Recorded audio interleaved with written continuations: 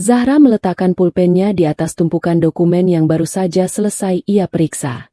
Jam di dinding ruang kerjanya yang luas menunjukkan pukul 8 malam. Ia melirik keluar jendela, ke arah taman belakang yang lampunya menyala temaram, memantulkan bayangan pepohonan di atas kolam renang yang tenang. Semuanya tampak sempurna, persis seperti kehidupan yang telah ia bangun selama 10 tahun terakhir bersama suaminya, Arga. Rumah ini adalah saksi bisu kerja kerasnya. Sebuah istana megah di kawasan elit ibu kota, yang setiap sudutnya ia rancang sendiri, dibeli dengan uang yang ia kumpulkan jauh sebelum Arga menjadi sesukses sekarang. Zahra adalah wanita karir sejati. Di usianya yang menginjak 35 tahun, ia adalah otak di balik kesuksesan perusahaan konsultan properti yang mereka rintis bersama. Sebenarnya, lebih tepat jika disebut perusahaan miliknya. Ide, modal awal, dan strategi bisnis semuanya berasal darinya. Arga, suaminya yang setahun lebih tua darinya, adalah wajah perusahaan. Dia tampan, karismatik, dan pandai merangkai kata. Kombinasi yang sempurna. Zahra membangun fondasi yang kokoh, sementara Arga memoles fasadnya hingga tampak berkilauan di mata klien dan kolega. Mereka adalah tim yang solid, atau setidaknya itulah yang selalu Zahra yakini.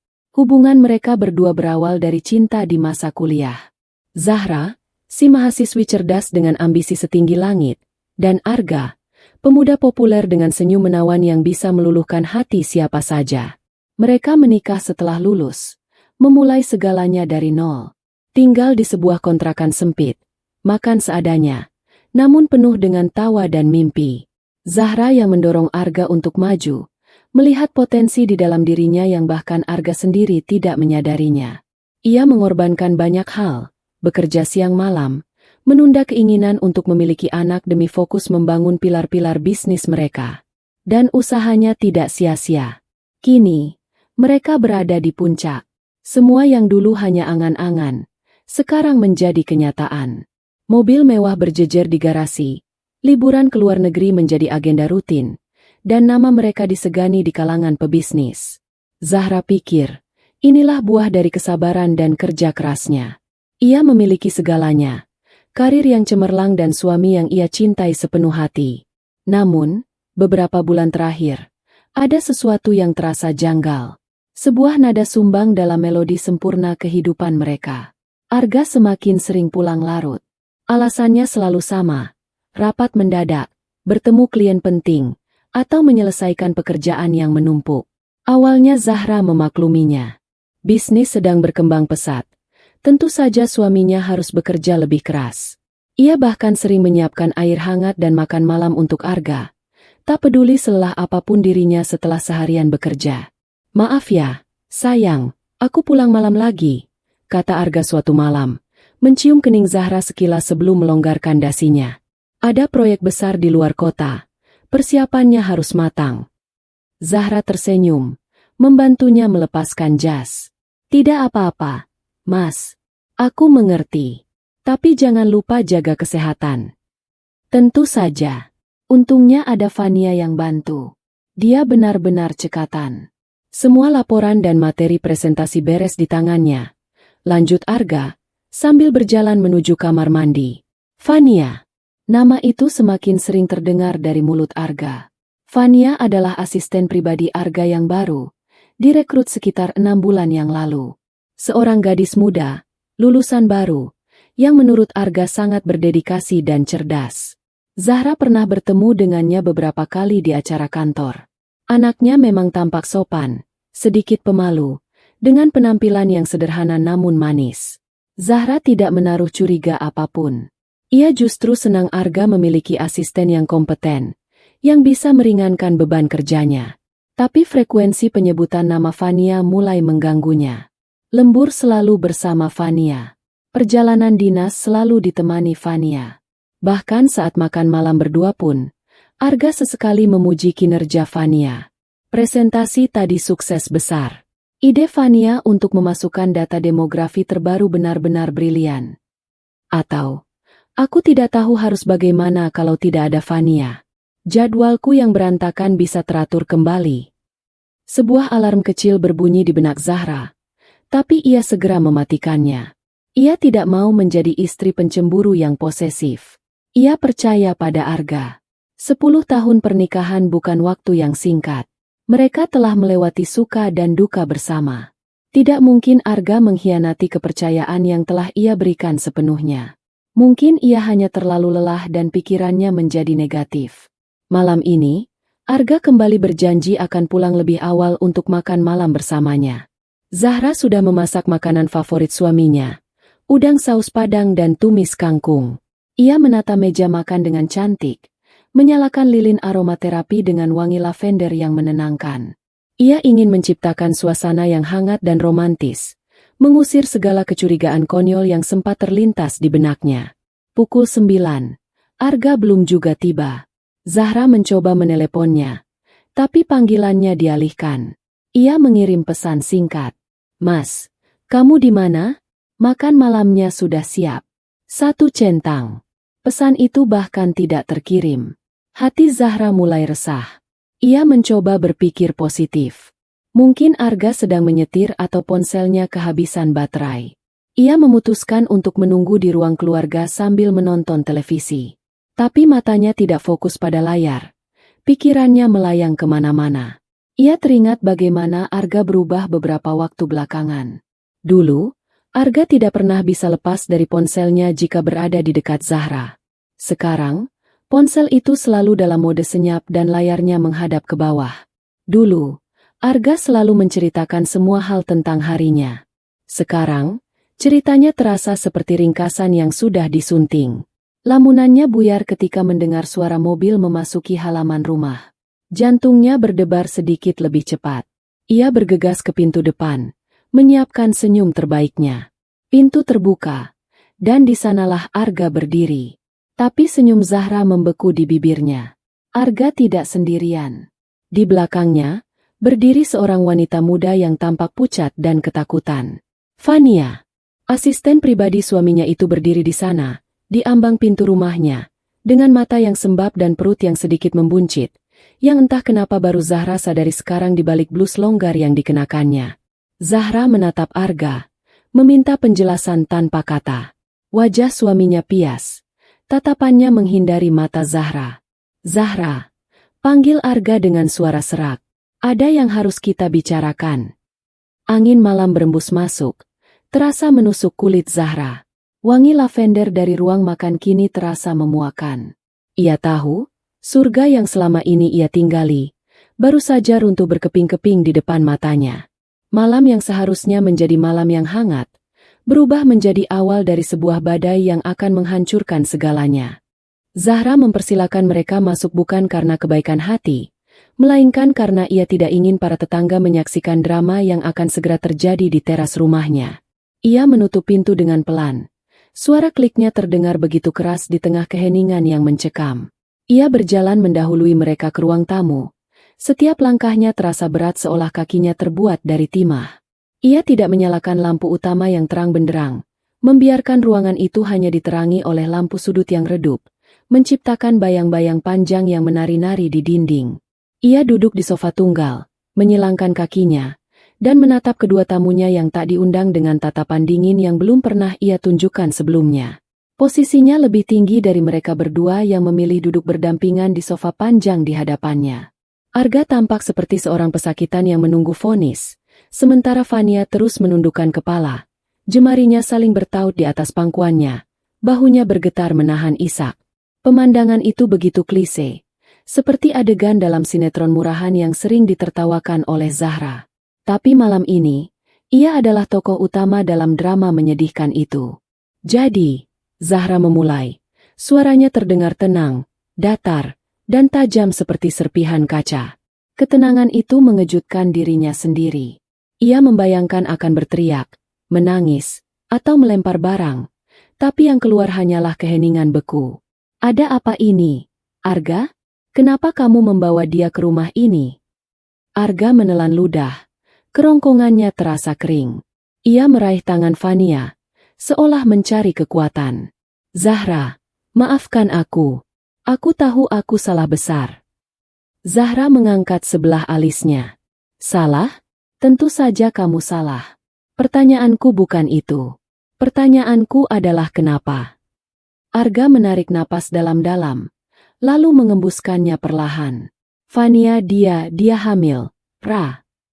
Meskipun Zahra sudah menduganya saat melihat perut buncit Fania di ambang pintu, mendengar kata-kata itu keluar langsung dari mulut suaminya terasa seperti hantaman palu godam di dadanya. Udara di paru-parunya seakan tersedot habis. Sakitnya bukan main. Sakit yang merambat dari ulu hati, menjalar ke seluruh tubuh, membuat ujung-ujung jarinya terasa kebas. 10 tahun ia menunda kehamilan demi membangun masa depan mereka, dan sekarang, seorang wanita asing datang ke rumahnya, mengandung anak suaminya. Ironi yang begitu kejam. Zahra tidak bereaksi. Wajahnya tetap tanpa ekspresi. Kekosongan di matanya membuat Arga semakin gugup. Ia lebih suka Zahra marah atau berteriak daripada diam seperti ini. Anakku, lanjut Arga. Suaranya bergetar. Dia mengandung anakku. Lalu? Tanya Zahra, singkat dan menusuk. Pertanyaan itu membuat Arga dan Fania saling berpandangan. Mereka jelas tidak menyangka reaksi Zahra akan sedingin ini. Mungkin mereka berharap Zahra akan histeris, sehingga mereka bisa lebih mudah mengendalikannya dengan rasa bersalah. Ra, aku tidak bermaksud menyakitimu, kata Arga lagi. Nadanya memelas. Semuanya terjadi begitu saja. Aku hilaf. Hilaf. Zahra tertawa kecil. Tawa tanpa kegembiraan yang terdengar mengerikan. Hilaf itu sekali. Arga, kalau sampai perempuan ini hamil, itu bukan hilaf. Itu kebiasaan. Itu kesengajaan. Ia mengalihkan pandangannya pada Fania yang semakin menunduk. Dan kamu, desisnya. Kamu tahu dia sudah punya istri, kan? Fania akhirnya mengangkat wajahnya. Air mata mengalir deras di pipinya yang pucat. Maafkan saya, Bu Zahra. Saya juga tidak mau ini terjadi. Mas Arga bilang. Mas Arga? Potong Zahra dengan cepat. Nadanya penuh penekanan. Sejak kapan kamu memanggil suamiku dengan sebutan, Mas? Fania terdiam. Lidahnya keluh. Arga segera mengambil alih. Sudah, Ra. Jangan salahkan Fania sepenuhnya. Ini juga salahku. Aku yang salah. Tapi sekarang nasi sudah menjadi bubur. Ada janin yang tidak berdosa di dalam kandungannya. Kita harus mencari jalan keluar terbaik. Zahra bersandar di sofanya, menatap langit-langit sejenak sebelum kembali menatap mereka berdua dengan sorot mata yang menggelap. Jalan keluar terbaik? Jalan keluar terbaik adalah kalian berdua enyah dari hadapanku sekarang juga. Tidak bisa begitu, Zahra. Suara Arga sedikit meninggi. Keputusasaan mulai terdengar. Aku harus bertanggung jawab. Aku tidak mungkin meninggalkan Fania dalam kondisi seperti ini. Oh, jadi kamu mau bertanggung jawab? Sindir Zahra. Bagus. Itu memang seharusnya. Lalu apa rencanamu? Wahai pria yang bertanggung jawab? Ceraikan aku? Atau kamu pikir aku akan rela berbagi suami dengan asisten pribadimu? Disinilah momen yang paling ditakuti dan sekaligus paling ditunggu oleh Zahra tiba. Momen di mana kebusukan yang sebenarnya akan terungkap. Arga menatapnya dengan tatapan yang Zahra kenal sebagai tatapan, memohon pengertian. Tatapan yang sama yang ia gunakan dulu saat meminta Zahra untuk memberinya modal usaha. Tatapan manipulatif. Aku tidak akan pernah menceraikanmu, Ra. Kamu adalah istriku, cintaku. Aku tidak bisa hidup tanpamu, katanya, mencoba terdengar tulus. Tapi aku juga harus menikahi Fania demi anak kami. Dunia Zahra benar-benar berhenti berputar. Poligami. Kata itu berdengung di telinganya. Suaminya, pria yang ia puja, yang ia bangun dari nol, kini memintanya untuk berbagi. Berbagi ranjang, berbagi kehidupan, berbagi masa depan.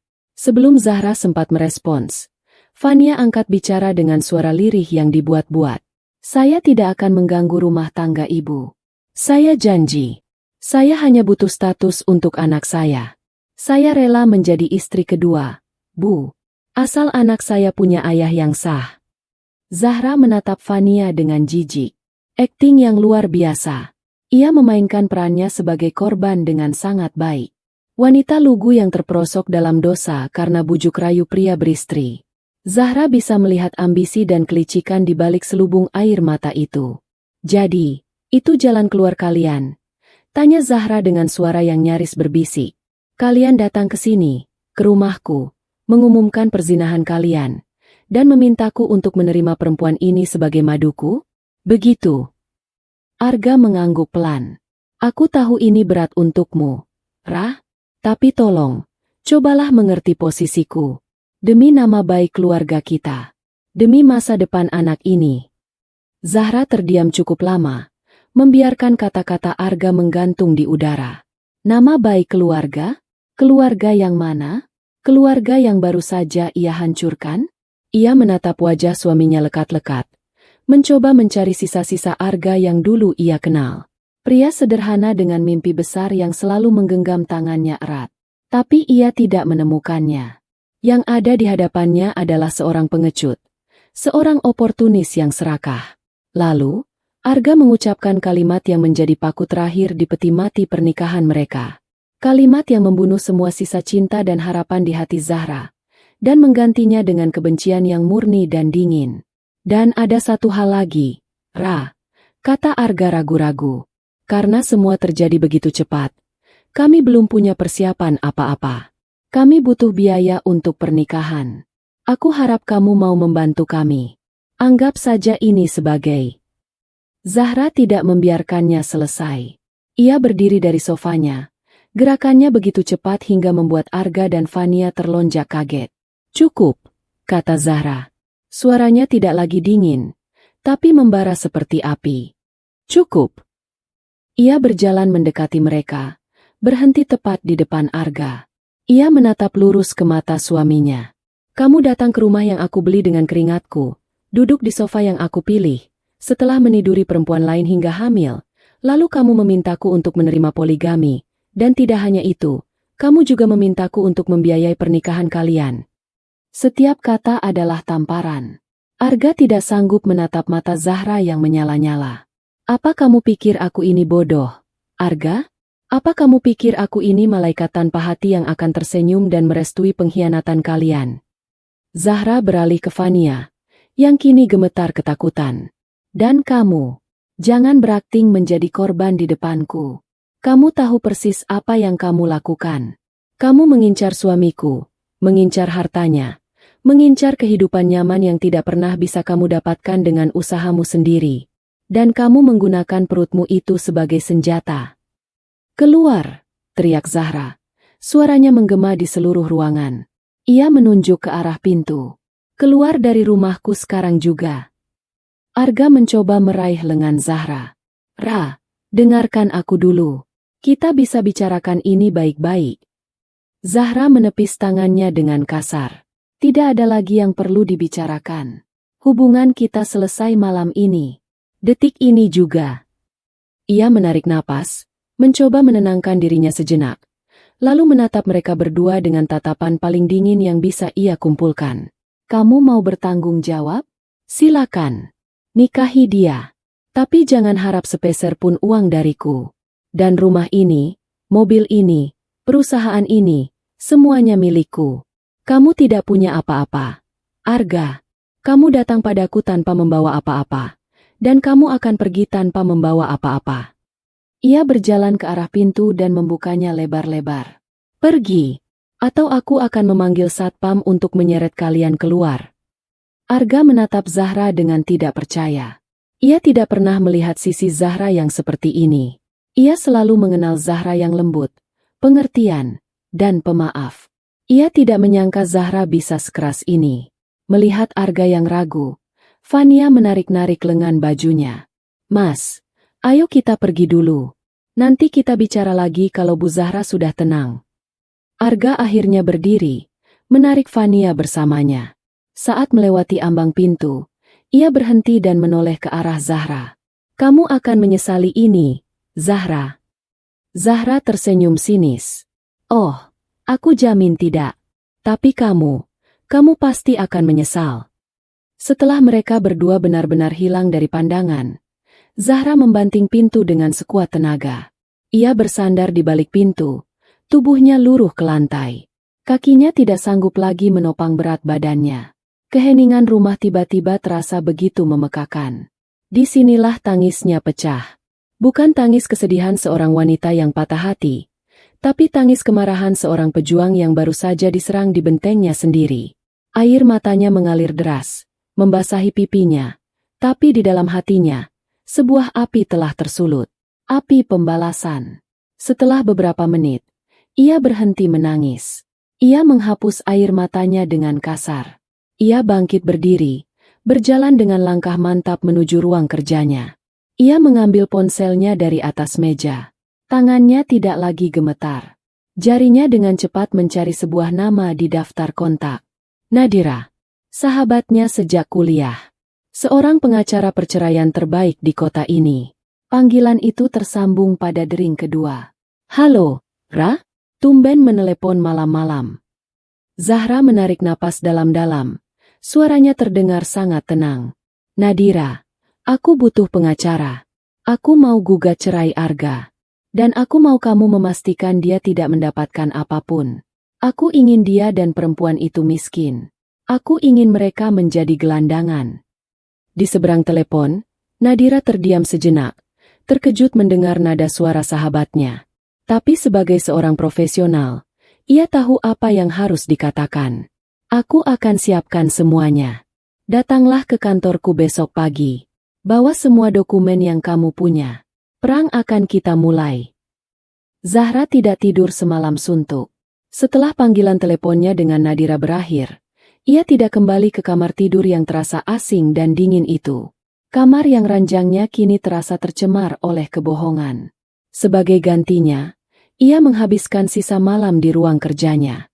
Ditemani secangkir kopi hitam pekat yang sudah mendingin, ia duduk di kursi kulitnya yang nyaman, menatap kosong ke arah deretan penghargaan bisnis yang terpajang di dinding. Dulu, piala-piala berkilauan itu adalah simbol kebanggaan, bukti dari kerja keras dan kemitraan yang ia kira solid bersama Arga. Malam ini, semua itu terasa seperti lelucon pahit. Ia tidak menangis lagi. Air matanya sudah kering, digantikan oleh kekosongan yang aneh. Kekosongan yang diisi oleh amarah yang membara pelan dan mantap, seperti bara api di bawah tumpukan abu. Pikirannya bekerja dengan kecepatan luar biasa, memutar ulang setiap kejadian, setiap percakapan, setiap kejanggalan kecil selama berbulan-bulan terakhir yang kini tampak begitu jelas. Cara Arga yang sering menyembunyikan layar ponselnya. Alasan lembur yang terdengar semakin tidak masuk akal. Hadiah-hadiah kecil yang Arga berikan padanya, yang sekarang ia sadari mungkin adalah cara untuk menutupi rasa bersalah. Semuanya membentuk sebuah mozaik pengkhianatan yang utuh dan menjijikan. Pukul 7 pagi, tanpa mandi, Zahra mengganti pakaian tidurnya dengan setelan kerja yang paling formal yang ia miliki. Sebuah blazer hitam yang tegas, kemeja putih bersih, dan celana bahan yang pas di badan. Ia mengikat rambutnya ke belakang dengan kencang, memoleskan lipstik merah menyala pada bibirnya. Saat bercermin, ia melihat pantulan seorang wanita yang berbeda. Matanya yang biasanya hangat kini tampak tajam dan dingin, ada garis kelelahan di bawahnya, tetapi juga ada sorot tekad yang tak tergoyahkan. Ia bukan lagi Zahra, sang istri yang penuh cinta. Ia adalah seorang pejuang yang akan maju ke medan perang. Perjalanan menuju kantor Nadira di pusat distrik bisnis terasa surreal.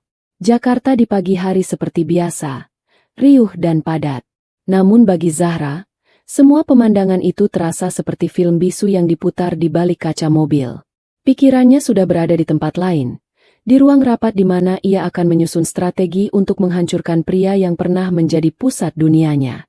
Ia tidak merasakan kesedihan saat memikirkan itu. Yang ada hanyalah sebuah kepuasan dingin. Arga telah memilih jalannya sendiri, dan sekarang, Zahra akan memastikan jalan itu menuju ke jurang kehancuran. Kantor firma hukum Nadira O Partners menempati satu lantai di sebuah gedung pencakar langit yang modern. Interiornya didominasi warna abu-abu, putih, dan hitam, memberikan kesan profesional, efisien, dan tanpa basa-basi. Sangat mencerminkan kepribadian pemiliknya. Nadira sudah menunggunya di ruang rapat, ditemani secangkir teh hijau hangat dan setumpuk map kosong yang siap diisi. Nadira, sahabatnya sejak hari pertama ospek kuliah, adalah kebalikan dari Zahra dalam banyak hal.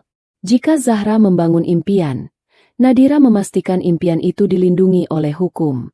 Ia wanita yang logis, pragmatis, dan bicaranya selalu langsung ke inti permasalahan. Ia memeluk Zahra singkat saat sahabatnya itu masuk. Pelukan yang tidak penuh simpati, melainkan penuh dukungan.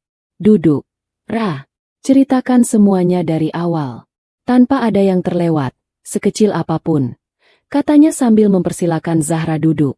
Zahra menarik napas dalam-dalam.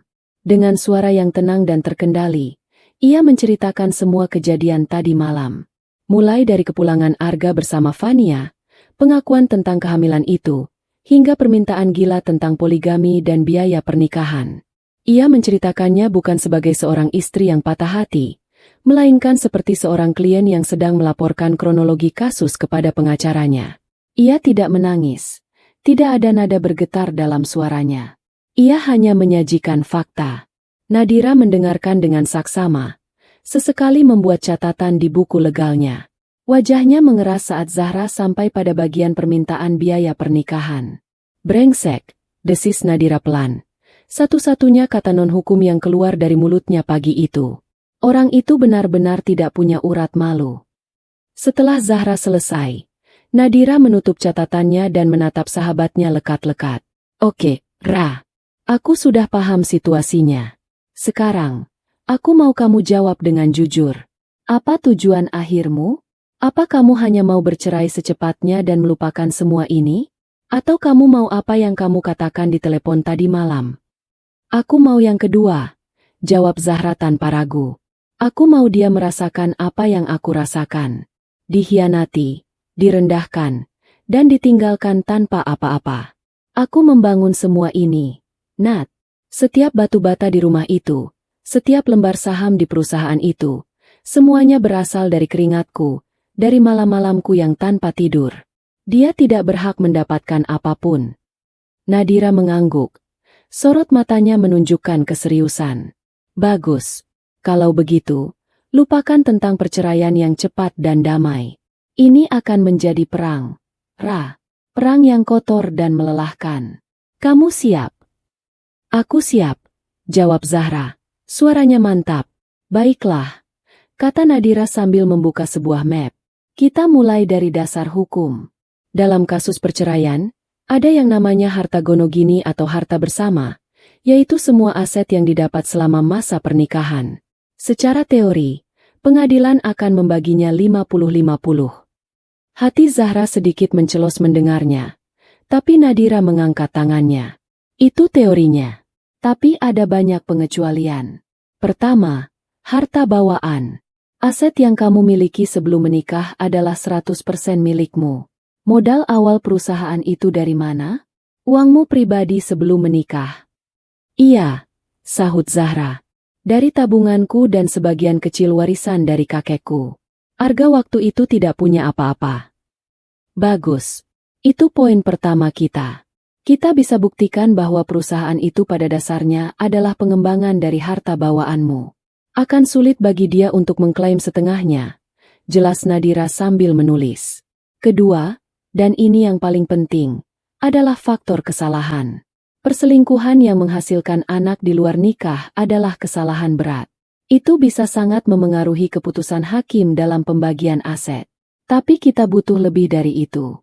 Jika kita hanya mengandalkan bukti perselingkuhan, mungkin hakim hanya akan memberimu porsi lebih besar, katakanlah 70%.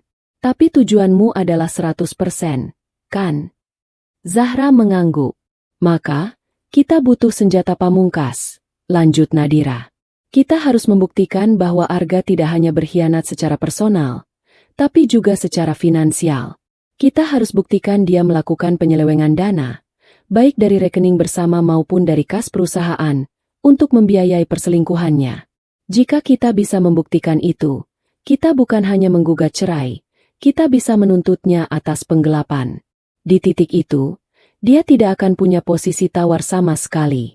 Dia akan berlutut memohon agar tidak dipenjara, dan dia akan rela menandatangani surat apapun yang kita sodorkan, termasuk surat pelepasan hak atas semua aset. Sebuah rencana yang kejam, tapi sangat adil di mata Zahra. Rencana itu memberikan tujuan yang jelas pada amarahnya. Apa yang harus aku lakukan? Tanya Zahra. Mulai hari ini, kamu harus mengumpulkan semua bukti. Semua. Laporan rekening koran dari rekening pribadimu, rekening bersama, dan rekening perusahaan selama setidaknya 1 tahun terakhir. Tagihan kartu kredit, milikmu dan milik Arga. Laporan pengeluaran dinas Arga. Catat semua transaksi yang mencurigakan. Pembelian di toko perhiasan, tagihan hotel, restoran mewah, transfer ke rekening yang tidak kamu kenal. Jangan konfrontasi dia. Cukup kumpulkan data dalam diam. Instruksi Nadira dengan detail. Ini akan memakan waktu, kata Zahra. Tentu saja, balas Nadira. Makanya, kamu tidak bisa bekerja sendiri. Kamu butuh bantuan profesional untuk mengawasi pergerakan mereka di luar sana. Kamu butuh bukti fisik, foto, video, catatan perjalanan mereka. Kamu butuh seseorang yang bisa membuntuti mereka tanpa ketahuan. Aku punya orang yang tepat untuk pekerjaan ini. Namanya Rizwan. Dia investigator swasta terbaik yang pernah aku kenal. Cepat, efisien, dan sangat rapi. Tapi biayanya tidak murah. Aku tidak peduli soal biaya, potong Zahra. Berapapun akan aku bayar. Hubungi dia sekarang. Nadira tersenyum tipis, melihat api di mata sahabatnya. Aku sudah menduga kamu akan bilang begitu. Aku akan atur pertemuanmu dengannya siang ini. Nadira kemudian menjelaskan langkah-langkah hukum selanjutnya. Mengajukan gugatan, mempersiapkan saksi, mengamankan aset-aset atas nama Zahra. Setiap kalimatnya adalah sebuah peluru yang akan mereka tembakkan nanti. Selama 1 jam berikutnya, ruang rapat itu berubah menjadi markas komando perang.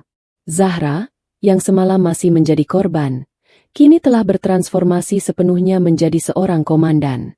Ketika Zahra meninggalkan kantor Nadira, matahari sudah cukup tinggi. Langit Jakarta yang biasanya kelabu tampak biru cerah. Ia merasa beku di dalam hatinya telah mencair, digantikan oleh energi yang membara. Ia tidak lagi merasa hancur. Ia merasa hidup. Ia punya misi. Misi untuk mengambil kembali semua yang menjadi miliknya dan memastikan para pengkhianat itu membayar setiap air mata dan rasa sakit yang telah mereka sebabkan. Ia mengambil ponselnya dan melihat ada belasan panggilan tak terjawab dari Arga. Ia mengabaikannya dan langsung menelepon nomor yang baru saja dikirimkan oleh Nadira. Halo, dengan Rizwan? Tanyanya saat panggilan itu dijawab oleh suara pria yang dalam dan tenang. Benar. Saya Zahra, klien dari Nadira. Saya butuh jasa Anda. Perang telah resmi dimulai. Pertemuan dengan Rizwan diatur di sebuah kedai kopi yang tidak terlalu ramai di pinggiran kota. Tempat yang netral dan tidak menarik perhatian. Rizwan sama sekali tidak seperti gambaran detektif swasta di film-film. Ia tidak mengenakan topi fedora atau mantel panjang. Ia adalah seorang pria berusia akhir 30-an, berperawakan biasa, dengan penampilan yang sangat mudah dilupakan. Ia mengenakan kemeja polo sederhana dan celana jeans. Satu-satunya yang menonjol adalah matanya yang tajam dan jeli, seolah mampu memindai semua yang ada di sekelilingnya tanpa terlihat mencolok. Ibu Zahra, sapanya dengan nada datar namun sopan, sambil mempersilakan Zahra duduk. Nadira sudah memberikan gambaran umum tentang kasus Anda. Subjeknya adalah suami Anda, Arga, dan asistennya, Fania. Zahra mengangguk. Benar. Apa tujuan utama dari investigasi ini? Apa Anda butuh bukti perselingkuhan? Atau ada hal spesifik lainnya? Tanya Rizwan langsung ke inti. Saya butuh semuanya, jawab Zahra. Saya tidak hanya butuh bukti mereka bersama. Saya butuh jadwal harian mereka.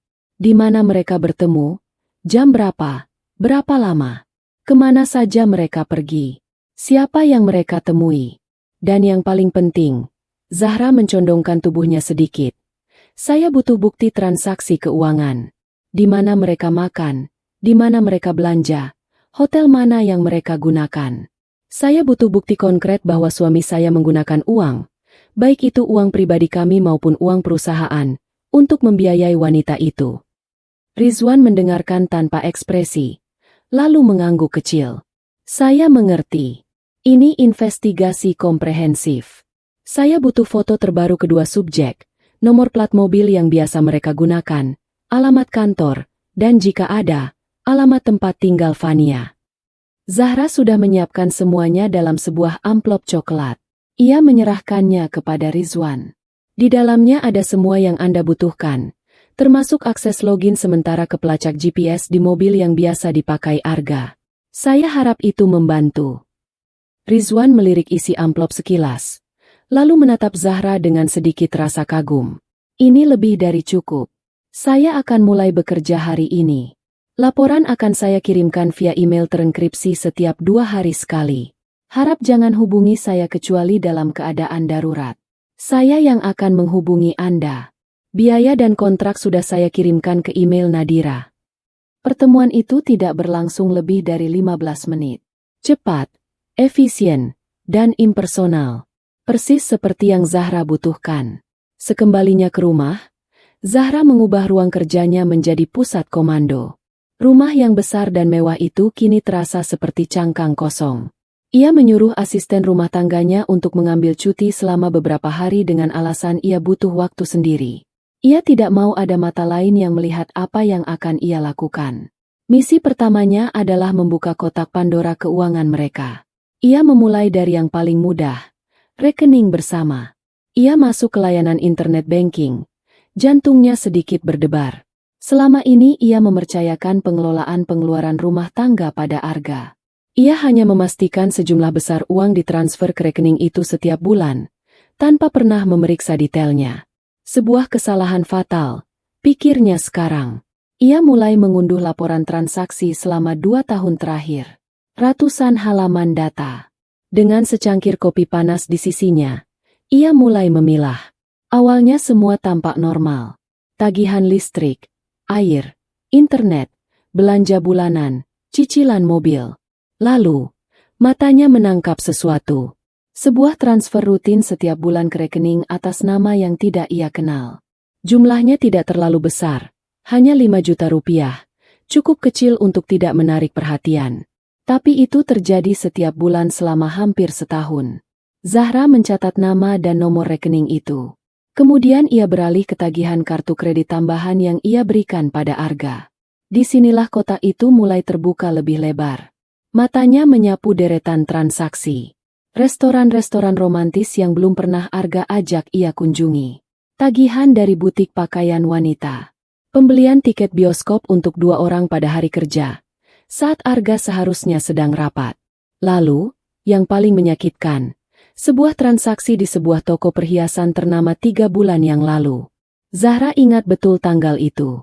Sehari sebelum ulang tahunnya. Arga memberinya hadiah sebuah syal sutra yang indah, mengatakan bahwa bisnis sedang sedikit seret sehingga ia hanya bisa memberi hadiah sederhana. Zahra menerimanya dengan senang hati, tidak mempermasalahkan nilainya. Tapi sekarang ia melihat, di hari yang sama, Arga menghabiskan hampir 30 juta rupiah di toko perhiasan. Sebuah kalung berlian, yang jelas bukan untuknya. Tangannya gemetar menahan amarah. Setiap baris transaksi adalah sebilah pisau yang mengiris hatinya. Pengkhianatan ini ternyata jauh lebih dalam dan lebih terencana dari yang ia kira. Arga tidak hanya menidurinya, ia juga merampoknya secara perlahan, menggunakan uang hasil jerih payahnya untuk memanjakan selingkuhannya.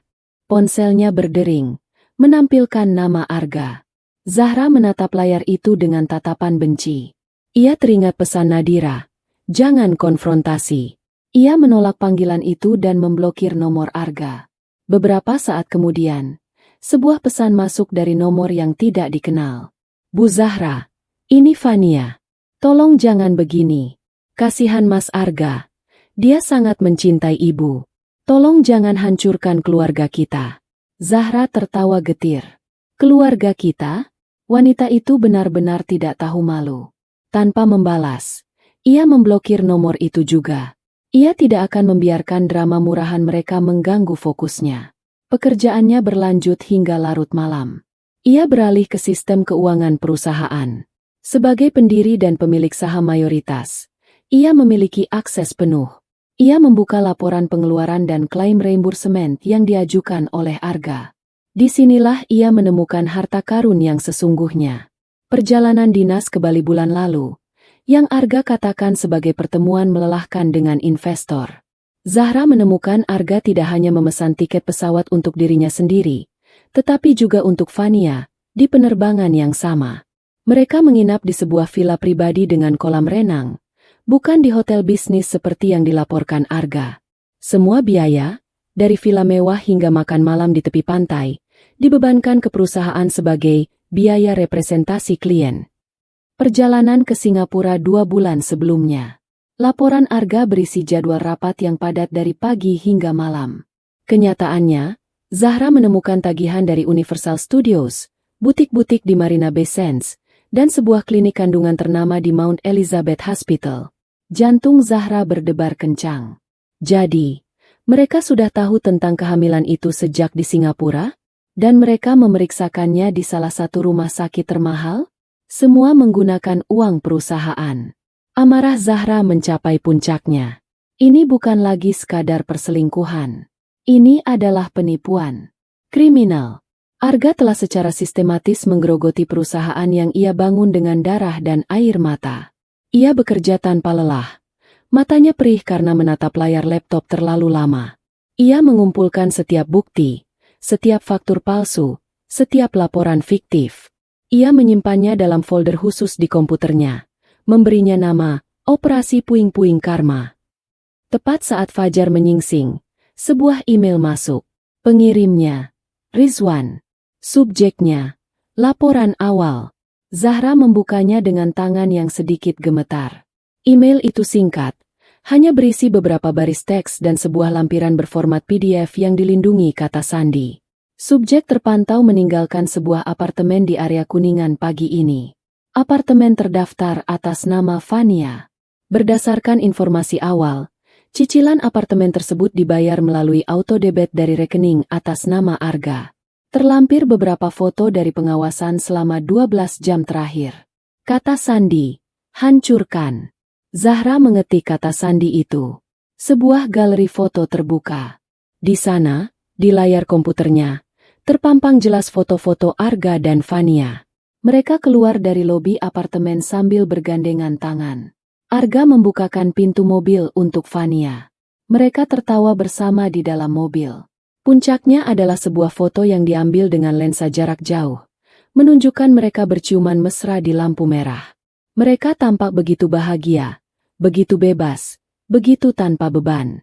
Seperti pasangan muda yang sedang dimabuk cinta, membangun dunia mereka sendiri di atas reruntuhan hati Zahra. Melihat foto-foto itu, Zahra tidak lagi merasakan sakit. Yang ia rasakan hanyalah ketenangan yang mematikan. Kotak Pandora itu telah terbuka sepenuhnya. Dan kini, ia tahu persis apa yang harus ia lakukan dengan semua monster yang keluar dari dalamnya. Ia akan mengirim mereka semua kembali untuk menghantui Arga dan Fania. 2 minggu berlalu sejak Zahra memulai perangnya. Hari-harinya kini memiliki ritme yang baru. Pagi hingga sore, ia bekerja seperti biasa di kantor, memimpin rapat dan bertemu klien dengan profesionalisme yang sans serif, seolah tidak ada badai yang sedang mengamuk dalam kehidupan pribadinya. Ia harus memastikan benteng utamanya, perusahaan, tetap berdiri kokoh. Namun, begitu malam tiba, ruang kerjanya di rumah berubah menjadi pusat pemantauan. Di sanalah ia akan membuka email terenkripsi dari Rizwan, yang datang tepat waktu setiap 2 hari sekali, bagaikan buletin dari neraka. Setiap laporan yang datang lebih menyakitkan dari sebelumnya.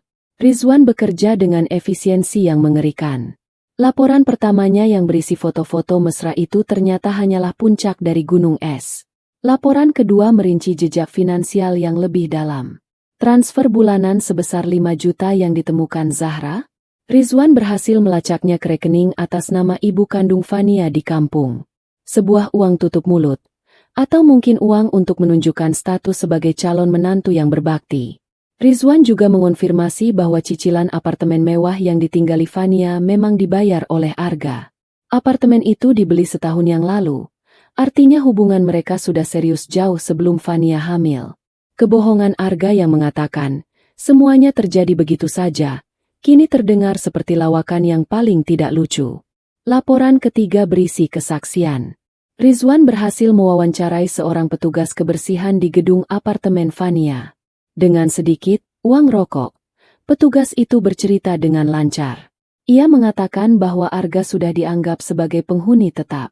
Mobilnya bebas keluar masuk, dan ia sering menginap, terutama di akhir pekan. Petugas itu bahkan pernah membantu mereka membawa barang-barang belanjaan yang isinya pakaian bayi dan perabotan mahal. Mereka seperti suami istri muda yang sedang menanti anak pertama. Bu, mesra sekali. Begitu bunyi kutipan dalam laporan Rizwan. Zahra membacanya tanpa ekspresi. Hatinya sudah terlalu kebas untuk merasakan sakit. Laporan-laporan berikutnya adalah parade dari gaya hidup mewah yang mereka jalani di belakangnya. Tagihan dari spa dan salon kecantikan untuk Fania. Bukti pemesanan kelas yoga prenatal di studio paling elit. Bahkan ada bukti Arga menyewa seorang desainer interior untuk mendekorasi kamar bayi di apartemen Fania. Semua dibayar dengan kartu kredit perusahaan yang terhubung dengan rekening hasil kerja keras Zahra. Setiap lembar bukti ia cetak dan masukkan ke dalam sebuah binder tebal yang ia beri label, pengkhianatan. Binder itu semakin hari semakin tebal. Sementara Zahra sibuk mengumpulkan amunisi, di dunianya yang lain, Arga mulai merasakan dampaknya. Akses keuangannya yang selama ini mengalir deras tiba-tiba berhenti total. Keran telah ditutup rapat oleh Zahra. Fase pertama kehancuran Arga dimulai dengan kebingungan. Suatu siang, saat ia dan Fania sedang makan di sebuah restoran mahal, kartu kredit platinumnya ditolak. Arga mencoba kartu lain, hasilnya sama. Dengan wajah merah padam karena malu, ia terpaksa membayar dengan sisa uang tunai di dompetnya. Malam itu, ia menelepon Zahra. "Halo, Ra? Sayang, kamu di mana? Teleponku dari kemarin kok nggak diangkat."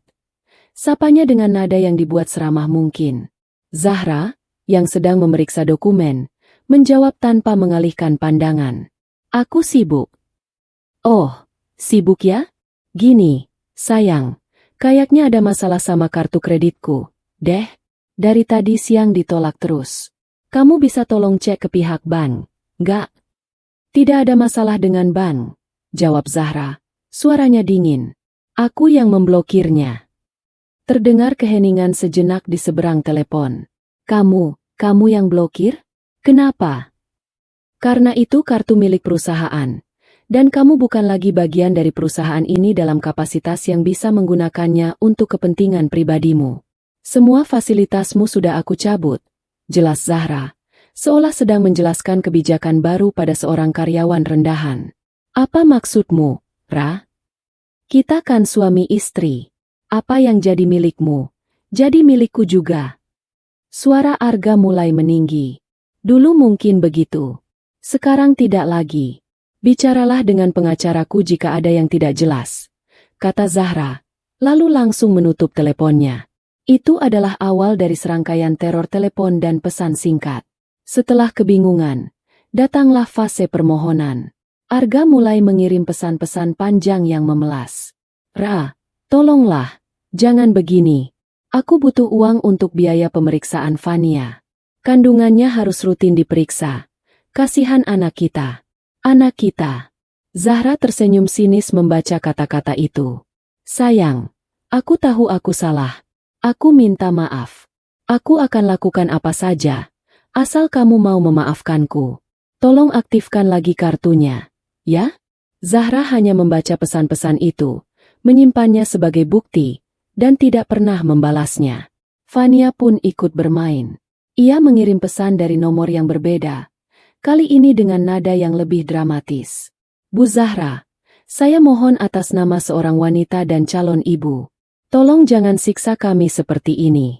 Apa ibu tidak punya hati? Ini bukan tentang saya, tapi tentang bayi yang tidak berdosa ini. Dia butuh susu, butuh popok, butuh biaya untuk lahir." Zahra membaca pesan itu sambil menyeruput tehnya. Ia sama sekali tidak tergerak. Jika Fania begitu khawatir dengan nasib bayinya, seharusnya ia tidak tidur dengan suami orang. Ketika permohonan mereka tidak membuahkan hasil, topeng mereka pun benar-benar terlepas. Fase ketiga, fase ancaman dan penghinaan, dimulai. Suatu malam, Arga meneleponnya dalam keadaan mabuk.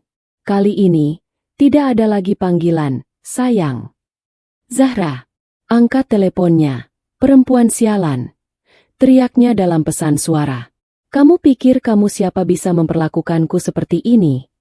Harta itu milik kita berdua. Aku akan menuntutmu.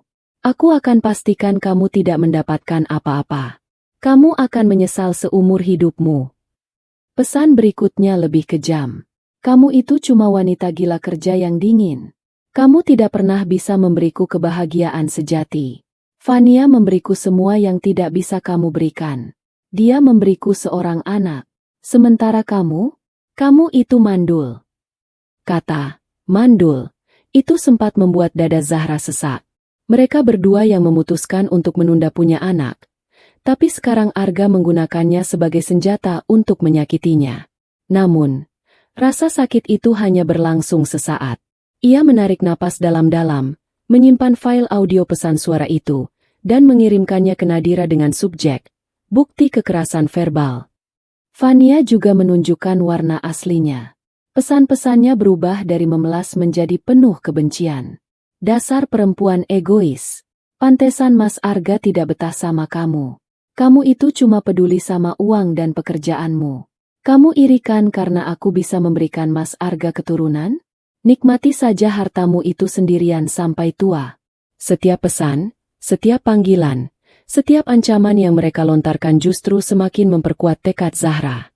Mereka tidak menunjukkan penyesalan sedikit pun atas perbuatan mereka. Yang mereka sesali hanyalah hilangnya akses mereka terhadap uang. Cinta dan hubungan mereka ternyata hanya seharga limit kartu kredit. Pengkhianatan mereka tidak hanya emosional, tapi juga transaksional. Suatu sore, Zahra sedang dalam perjalanan pulang saat sebuah mobil memotong jalannya dengan tiba-tiba, memaksanya menepi. Arga keluar dari mobil itu dengan wajah marah dan mata merah. Ia menggedor-gedor kaca jendela mobil Zahra. "Buka, Zahra. Kita perlu bicara," teriaknya, mengabaikan tatapan orang-orang di sekitar. Zahra mengunci pintunya dan dengan tenang mengambil ponselnya. Ia tidak membuka jendela. Ia hanya mulai merekam video. Arga yang melihat itu semakin murka. Ia memaki-maki Zahra dengan kata-kata kasar, menendang ban mobilnya, dan memukul-mukul kap mesin. Pemandangan seorang pria tampan dan berwibawa yang biasanya ia tunjukkan di depan publik, kini telah lenyap, digantikan oleh sosok monster yang putus asa. Setelah beberapa menit, Arga akhirnya menyerah dan pergi saat melihat beberapa orang mulai mendekat. Malam itu, Zahra mengirimkan video rekamannya kepada Nadira. "Bagus," balas Nadira singkat. "Ini bisa kita gunakan untuk mengajukan surat perintah penahanan sementara jika dia mencoba mendekatimu lagi. Dia sudah menggali lubang kuburnya sendiri." Ra. Zahra menatap binder pengkhianatan, yang kini sudah sangat tebal di atas mejanya. Di dalamnya ada bukti perselingkuhan, bukti penggelapan, bukti kekerasan verbal, dan sekarang, bukti intimidasi fisik. Topeng mereka berdua telah terlepas sepenuhnya, menampakkan wajah asli yang serakah dan busuk. Tidak ada lagi keraguan di hati Zahra. Ia tidak sedang menghancurkan seorang pria yang ia cintai. Ia sedang membasmi parasit yang selama ini menggerogoti hidupnya. Dengan tumpukan bukti yang menggunung, Zahra merasa sudah waktunya untuk beralih dari mode bertahan dan mengumpulkan informasi ke mode menyerang. Pagi itu, ia datang ke kantor Nadira bukan dengan wajah tegang seorang klien, melainkan dengan aura tenang seorang CEO yang akan mempresentasikan rencana bisnis. Ia meletakkan binder tebal itu di atas meja rapat di antara mereka. "Ini hasilnya," kata Zahra. Suaranya mantap. "Semua yang kamu minta, dan mungkin lebih." Nadira membuka binder itu. Matanya yang tajam memindai halaman demi halaman. Laporan Rizwan, cetakan transaksi bank, tagihan kartu kredit yang sudah ditandai dengan stabilo warna-warni, foto-foto, hingga transkrip pesan suara Arga yang penuh makian. Sesekali ia mengangguk-angguk kecil. Bibirnya menyunggingkan senyum tipis yang dingin. "Luar biasa, Ra," kata Nadira setelah memeriksa beberapa bagian secara acak. "Ini bukan lagi kasus perceraian. Ini adalah pembantaian hukum. Kita punya semua yang kita butuhkan untuk membuatnya tidak berkutik." Ia menutup binder itu. "Jadi, kita eksekusi rencananya sekarang." "Sekarang." Jawab Zahra tanpa ragu. Strategi mereka, yang telah disusun sejak awal, kini siap untuk dijalankan. 3 cabang serangan yang akan dilancarkan secara simultan untuk melumpuhkan Arga sepenuhnya. Langkah pertama adalah mengamankan benteng keuangan. Siang itu juga, Zahra, ditemani oleh seorang staf junior dari kantor Nadira sebagai saksi hukum, mendatangi bank tempat rekening bersama mereka dibuka. Ia duduk di hadapan manajer bank, seorang wanita paruh baya yang sudah mengenalnya sejak lama. "Saya ingin menutup rekening bersama ini, Bu," kata Zahra dengan tenang, sambil menyerahkan dokumen-dokumen yang telah disiapkan Nadira, termasuk surat permohonan pembekuan aset yang akan segera didaftarkan ke pengadilan. "Dan saya ingin memindahkan seluruh saldonya ke rekening baru atas nama saya pribadi." Manajer bank itu tampak sedikit terkejut, namun ia tetap profesional. "Baik, Bu Zahra, bisa saya proses?" Saat proses administrasi berjalan, Zahra melihat nominal saldo yang tertera di layar komputer sang manajer. Jumlahnya masih sangat signifikan. Uang yang ia kumpulkan dengan susah payah, yang sebagiannya telah digunakan Arga untuk bersenang-senang dengan selingkuhannya. Dengan satu tanda tangan di atas materai, seluruh dana itu berpindah tangan. Rekening bersama atas nama Zahra dan Arga kini bersaldo nol. Kekuatan finansial bersama mereka telah resmi diamputasi. Langkah kedua adalah merebut kembali kendali penuh atas kerajaan bisnisnya. Keesokan harinya, Zahra menggelar rapat darurat Dewan Direksi. Tentu saja, Dewan Direksi di perusahaan itu mayoritas diisi oleh orang-orang kepercayaan Zahra dan ia sendiri sebagai pemegang saham pengendali. Arga hanya memiliki sejumlah kecil saham hibah darinya dan menduduki posisi direktur utama karena citra publiknya. Di hadapan para direktur, Zahra tidak menceritakan masalah rumah tangganya. Ia menyajikannya sebagai kasus profesional murni. Ia mempresentasikan bukti-bukti penyelewengan dana dan penyalahgunaan fasilitas perusahaan yang dilakukan oleh Arga. Laporan perjalanan dinas fiktif, klaim palsu, penggunaan kartu kredit korporat untuk kepentingan pribadi. Wajah para direktur tampak tegang dan terkejut. "Berdasarkan temuan ini," kata Zahra di akhir presentasinya, suaranya menggema di ruang rapat yang hening, "sebagai pemegang saham mayoritas, saya memutuskan untuk memberhentikan Arga dari jabatannya sebagai direktur utama secara tidak hormat, efektif per hari ini, karena telah melakukan tindakan yang merugikan perusahaan." Tidak ada yang membantah. Keputusan itu disahkan dengan suara bulat. 1 jam kemudian, sebuah surat elektronik resmi dari Departemen Sumber Daya Manusia dikirimkan ke email pribadi Arga, memberitahukan tentang pemecatannya. Semua aksesnya ke sistem perusahaan diputus. Kartu identitasnya sebagai direktur diblokir. Namanya dicopot dari struktur organisasi. Dalam sekejap, Arga yang tadinya adalah seorang direktur utama yang disegani, kini hanyalah seorang pengangguran. Langkah ketiga, dan yang paling mematikan, adalah serangan hukum. Sore harinya, Nadira secara resmi mendaftarkan gugatan cerai Zahra ke Pengadilan Agama. Namun, itu bukan satu-satunya dokumen yang ia daftarkan hari itu. Di waktu yang hampir bersamaan, timnya juga mengajukan laporan ke kepolisian atas tindak pidana penipuan dan penggelapan dalam jabatan yang dilakukan oleh Arga, dengan semua bukti dari binder, pengkhianatan, sebagai lampirannya. Ini adalah bom waktu. Gugatan cerai akan memiskinkannya. Laporan pidana akan memenjarakannya. Malam itu, Zahra duduk sendirian di ruang keluarganya yang luas. Rumah itu terasa lebih lengang dari biasanya, namun juga terasa lebih ringan. Ia telah berhasil membangun benteng pertahanan di sekeliling hidupnya. Semua celah yang bisa dimanfaatkan Arga telah ia tutup rapat. Tentu saja, badai datang setelahnya. Ponselnya bergetar tanpa henti. Rentetan panggilan dan pesan dari Arga membanjiri layarnya. Kali ini bukan lagi permohonan atau ancaman, melainkan kepanikan murni. "Zahra, apa-apaan ini? Kenapa rekeningku dibekukan? Aku dipecat. Kamu tidak bisa melakukan ini padaku. Perusahaan itu milik kita. Aku dapat surat panggilan dari polisi. Kamu gila, Ra. Kamu mau memenjarakan ayah dari anak."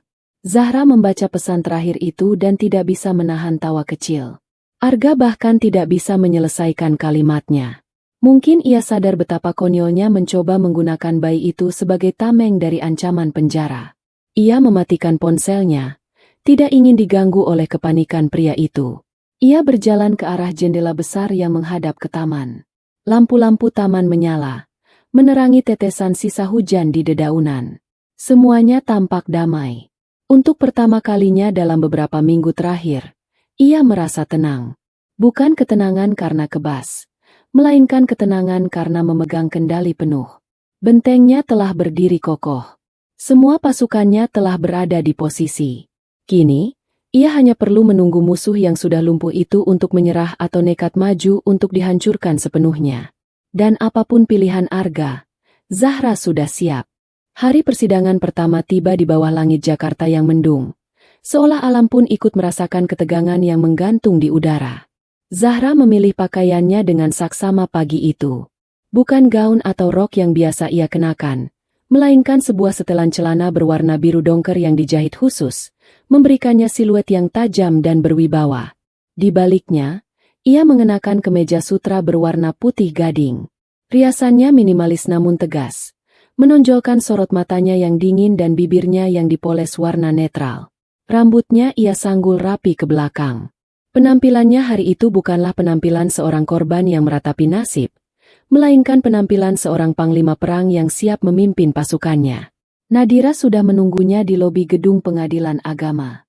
Sahabatnya itu tampak sama siapnya, mengenakan jubah advokatnya di atas setelan hitam yang elegan. Ia menepuk bahu Zahra pelan. Ingat, Ra, apapun yang terjadi di dalam, tetap tenang. Jangan terpancing emosi. Biar aku yang bicara.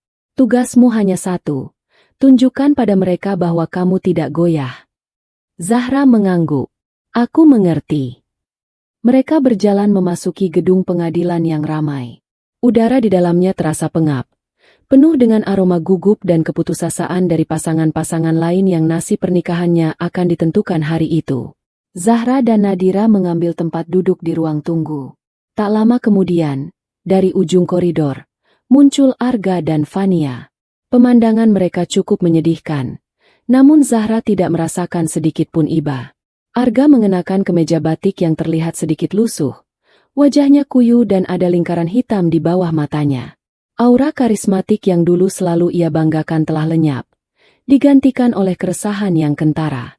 Di sampingnya, Fania berjalan dengan perut yang semakin membesar. Ia mengenakan gamis longgar berwarna pucat, mencoba menampilkan citra wanita hamil yang teraniaya. Mereka didampingi oleh seorang pengacara parubaya yang tampak kurang bersemangat. Saat mata Arga bertemu dengan mata Zahra, ada kilat keterkejutan di sana.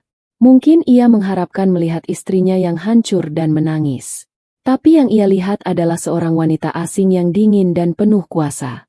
Arga segera membuang muka, tidak sanggup menahan tatapan Zahra.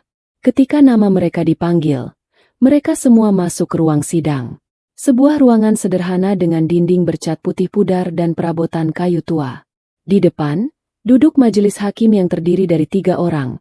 Yang di tengah adalah seorang hakim ketua wanita parubaya dengan wajah yang tegas dan tanpa basa-basi. Sidang dimulai dengan formalitas biasa.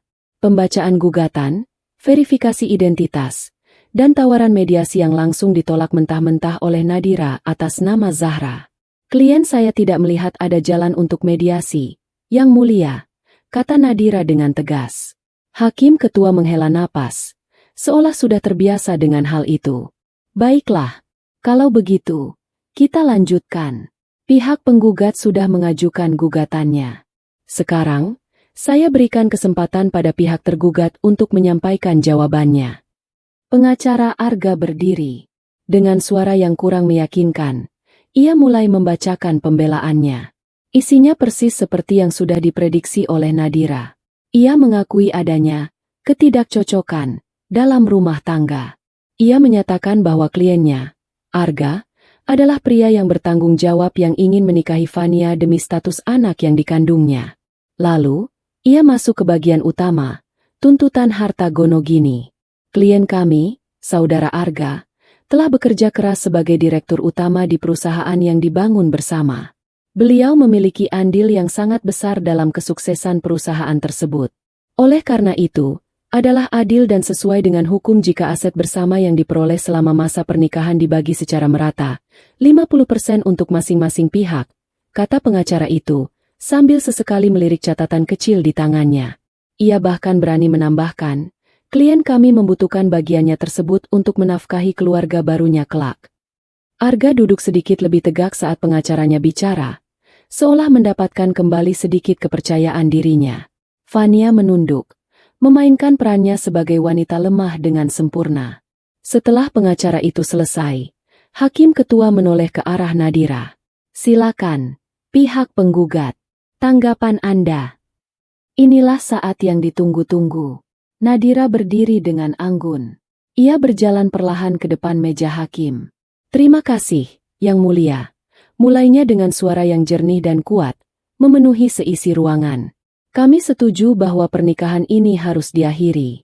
Namun, kami menolak dengan keras seluruh tuntutan pihak tergugat mengenai pembagian harta bersama.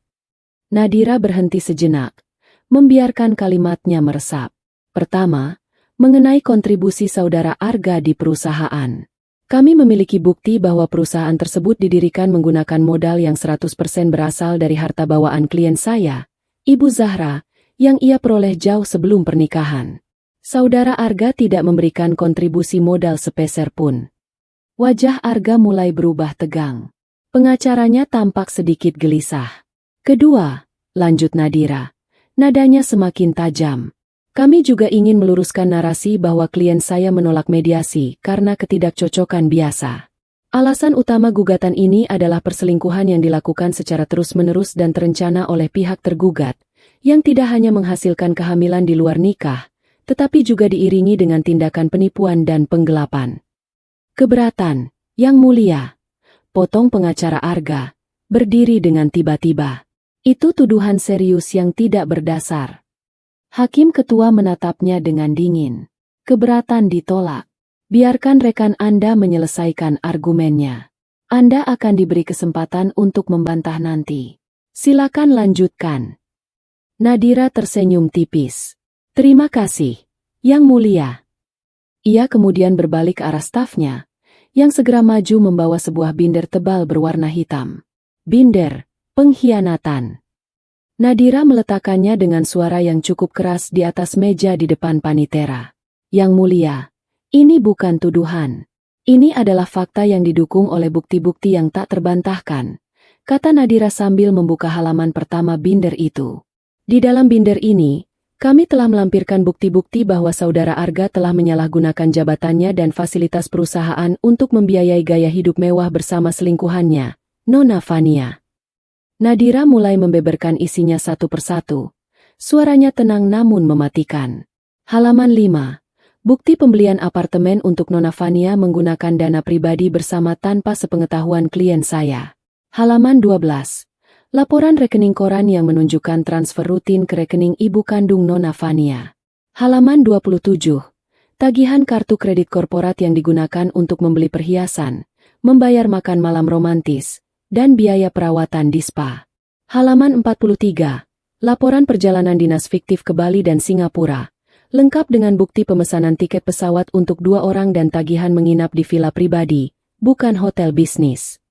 Setiap kalimat yang diucapkan Nadira bagaikan hantaman godam bagi Arga dan Fania. Wajah mereka yang tadinya tegang kini berubah menjadi pucat pasi. Fania mulai terisak pelan. Kali ini air matanya tampak tulus karena ketakutan.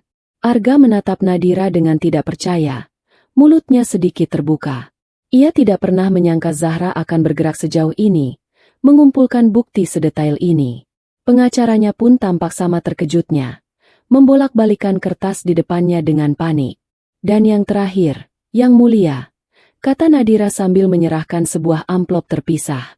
Di dalamnya ada foto-foto dan video yang menunjukkan hubungan mereka, serta transkrip pesan suara berisi ancaman dan kekerasan verbal yang dikirimkan oleh saudara Arga kepada klien saya setelah fasilitas keuangannya diputus. Hakim Ketua mengambil amplop itu. Ia memeriksa beberapa foto, lalu menatap Arga dengan sorot mata yang penuh dengan kecaman. Wibawa pengadilan terasa semakin berat menekan pundak Arga. Nadira kembali ke posisinya dan memberikan pernyataan penutupnya. Oleh karena itu, Yang Mulia, Berdasarkan semua bukti ini, kami menuntut agar perceraian ini dikabulkan. Kami juga menuntut agar hakim menolak seluruh permintaan pembagian harta bersama. Sebaliknya, kami menuntut agar saudara Arga diwajibkan untuk mengembalikan seluruh kerugian finansial yang telah ia sebabkan kepada klien saya dan perusahaan. Kontribusi saudara Arga dalam pernikahan ini bukanlah kerja keras, melainkan pengkhianatan, kebohongan, dan penipuan. Ia tidak berhak mendapatkan apapun. Setelah Nadira duduk, keheningan menyelimuti ruang sidang. Satu-satunya suara yang terdengar adalah isak tangis Fania yang tertahan. Pengacara Arga tampak kehabisan kata-kata. Hakim ketua berdeham. Melihat banyaknya bukti yang diajukan, pengadilan membutuhkan waktu untuk mempelajarinya. Sidang ditunda dan akan dilanjutkan 2 minggu dari sekarang. Ia mengetuk palu 3 kali. Sidang selesai. Arga dan Fania tetap duduk terpaku di kursi mereka, seolah tak punya tenaga untuk berdiri. Wajah mereka menunjukkan kekalahan telak. Zahra berdiri, merapikan blazernya, dan tanpa menoleh sedikit pun ke arah mereka, ia berjalan keluar dari ruang sidang bersama Nadira. Sinar matahari yang tadi tertutup awan kini mulai menembus jendela koridor, menyinari langkahnya. Pertempuran pertama telah ia menangkan secara mutlak. Kekalahan di ruang sidang hari itu menghantam Arga dan Fania seperti badai. Mereka keluar dari gedung pengadilan bukan lagi sebagai pasangan yang penuh percaya diri, melainkan sebagai 2 orang pesakitan yang masa depannya tampak suram. Di dalam mobil sewaan yang murah, keheningan yang tadinya mencekam di ruang sidang pecah menjadi pertengkaran sengit.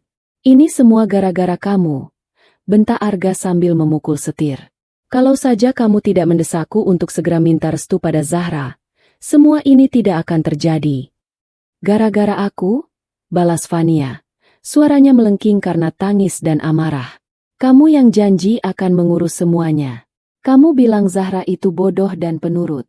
Kamu bilang dia akan luluh kalau aku sudah hamil. Mana janjimu?" "Aku tidak tahu dia bisa sekejam ini." "Dia tidak kejam. Dia pintar. Sementara kamu bodoh, Mas. Kamu meninggalkan jejak di mana-mana. Tagihan kartu kredit, transfer bank, semuanya. Kamu pikir dia tidak akan curiga?" Pertengkaran itu berlanjut sepanjang perjalanan menuju apartemen Fania. Apartemen yang dulu terasa seperti istana cinta mereka, kini terasa seperti penjara yang sempit dan menyesakan.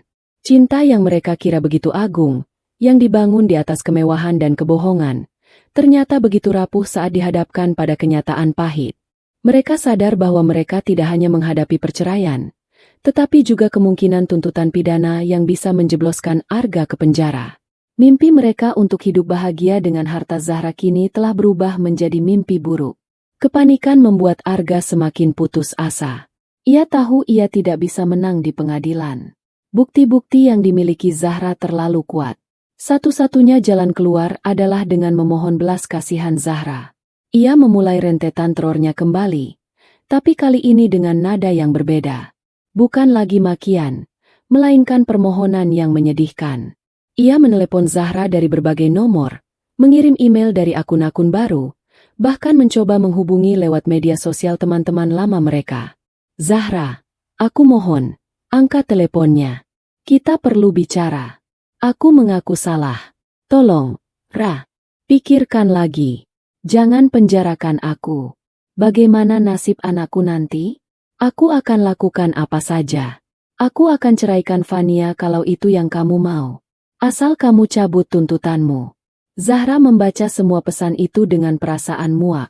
Betapa mudahnya Arga hendak mencampakkan Fania begitu keadaan menjadi sulit. Sama seperti ia mencampakkan Zahra saat menemukan mainan baru. Zahra tidak membalas satu pun pesan itu. Setelah beberapa hari diabaikan, Arga menjadi nekat. Suatu sore, ia menunggu di lobi gedung kantor Zahra. Ia berhasil lolos dari keamanan dengan mengatakan bahwa ia adalah keluarga. Ketika Zahra keluar dari lift, Arga langsung menghampirinya. "Zahra," panggilnya. Zahra berhenti, menatapnya dengan dingin. Di belakangnya, 2 orang satpam langsung bergerak mendekat, siap mengamankan situasi. "Tolong, beri aku waktu 5 menit. Mohon." Arga, suaranya serak. "Hanya 5 menit. Setelah itu aku tidak akan mengganggumu lagi. Aku janji. Zahra menatap wajah Arga yang tampak lebih tua dan tirus. Ia berpikir sejenak. Nadira sudah mengantisipasi hal ini.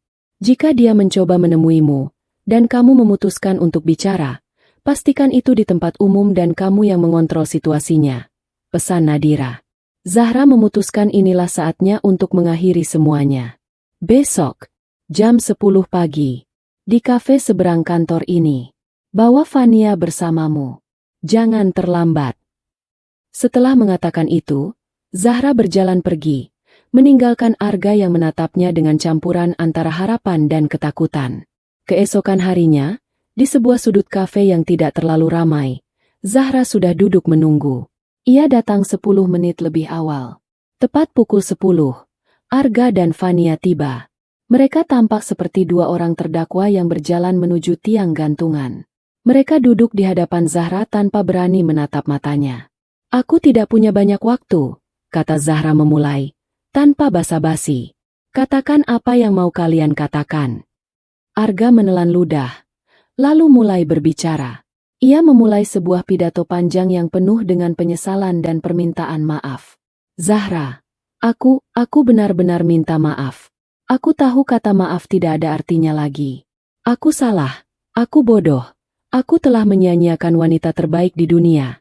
Katanya, matanya berkaca-kaca. Aku dibutakan. Fania, dia memanfaatkan kelemahanku. Aku hilaf. Mendengar namanya disebut, Fania menatap Arga dengan tajam. Pria itu dengan mudahnya menjadikan dirinya kambing hitam. Arga tidak peduli. Ia melanjutkan permohonannya. Tolong, cabut laporan polisinya. Aku tidak apa-apa jika harus kehilangan semua harta. Tapi jangan penjarakan aku. Aku mohon padamu, demi semua kenangan indah kita. Setelah Arga selesai, Fania ikut angkat bicara. Ia tidak lagi bersandiwara menjadi wanita lugu. Ia menatap Zahra dengan putus asa. Bu Zahra, saya tahu saya salah.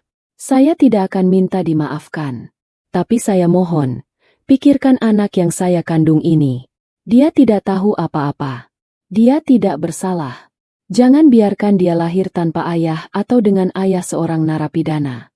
Hukumlah saya, hukumlah Mas Arga, tapi tolong jangan libatkan anak ini. Ia mengelus perutnya, memainkan kartu andalannya untuk terakhir kali. Zahra mendengarkan semua drama itu dengan kesabaran yang luar biasa. Wajahnya tetap tenang, seperti danau di musim dingin. Ketika mereka berdua selesai dan hanya isak tangis Fania yang terdengar, Zahra akhirnya angkat bicara. Suaranya rendah, datar, dan mematikan. Aku sudah mendengar permintaan maaf dan permohonan kalian, katanya. Dan jawabanku adalah, aku tidak peduli. Arga dan Fania menatapnya dengan kaget. Kalian pikir aku akan luluh dengan air mata dan penyesalan palsu kalian? Lanjut Zahra, menatap Arga. Penyesalanmu baru muncul saat uangmu habis dan kau terancam penjara. Bukan saat kau menidurinya di belakangku.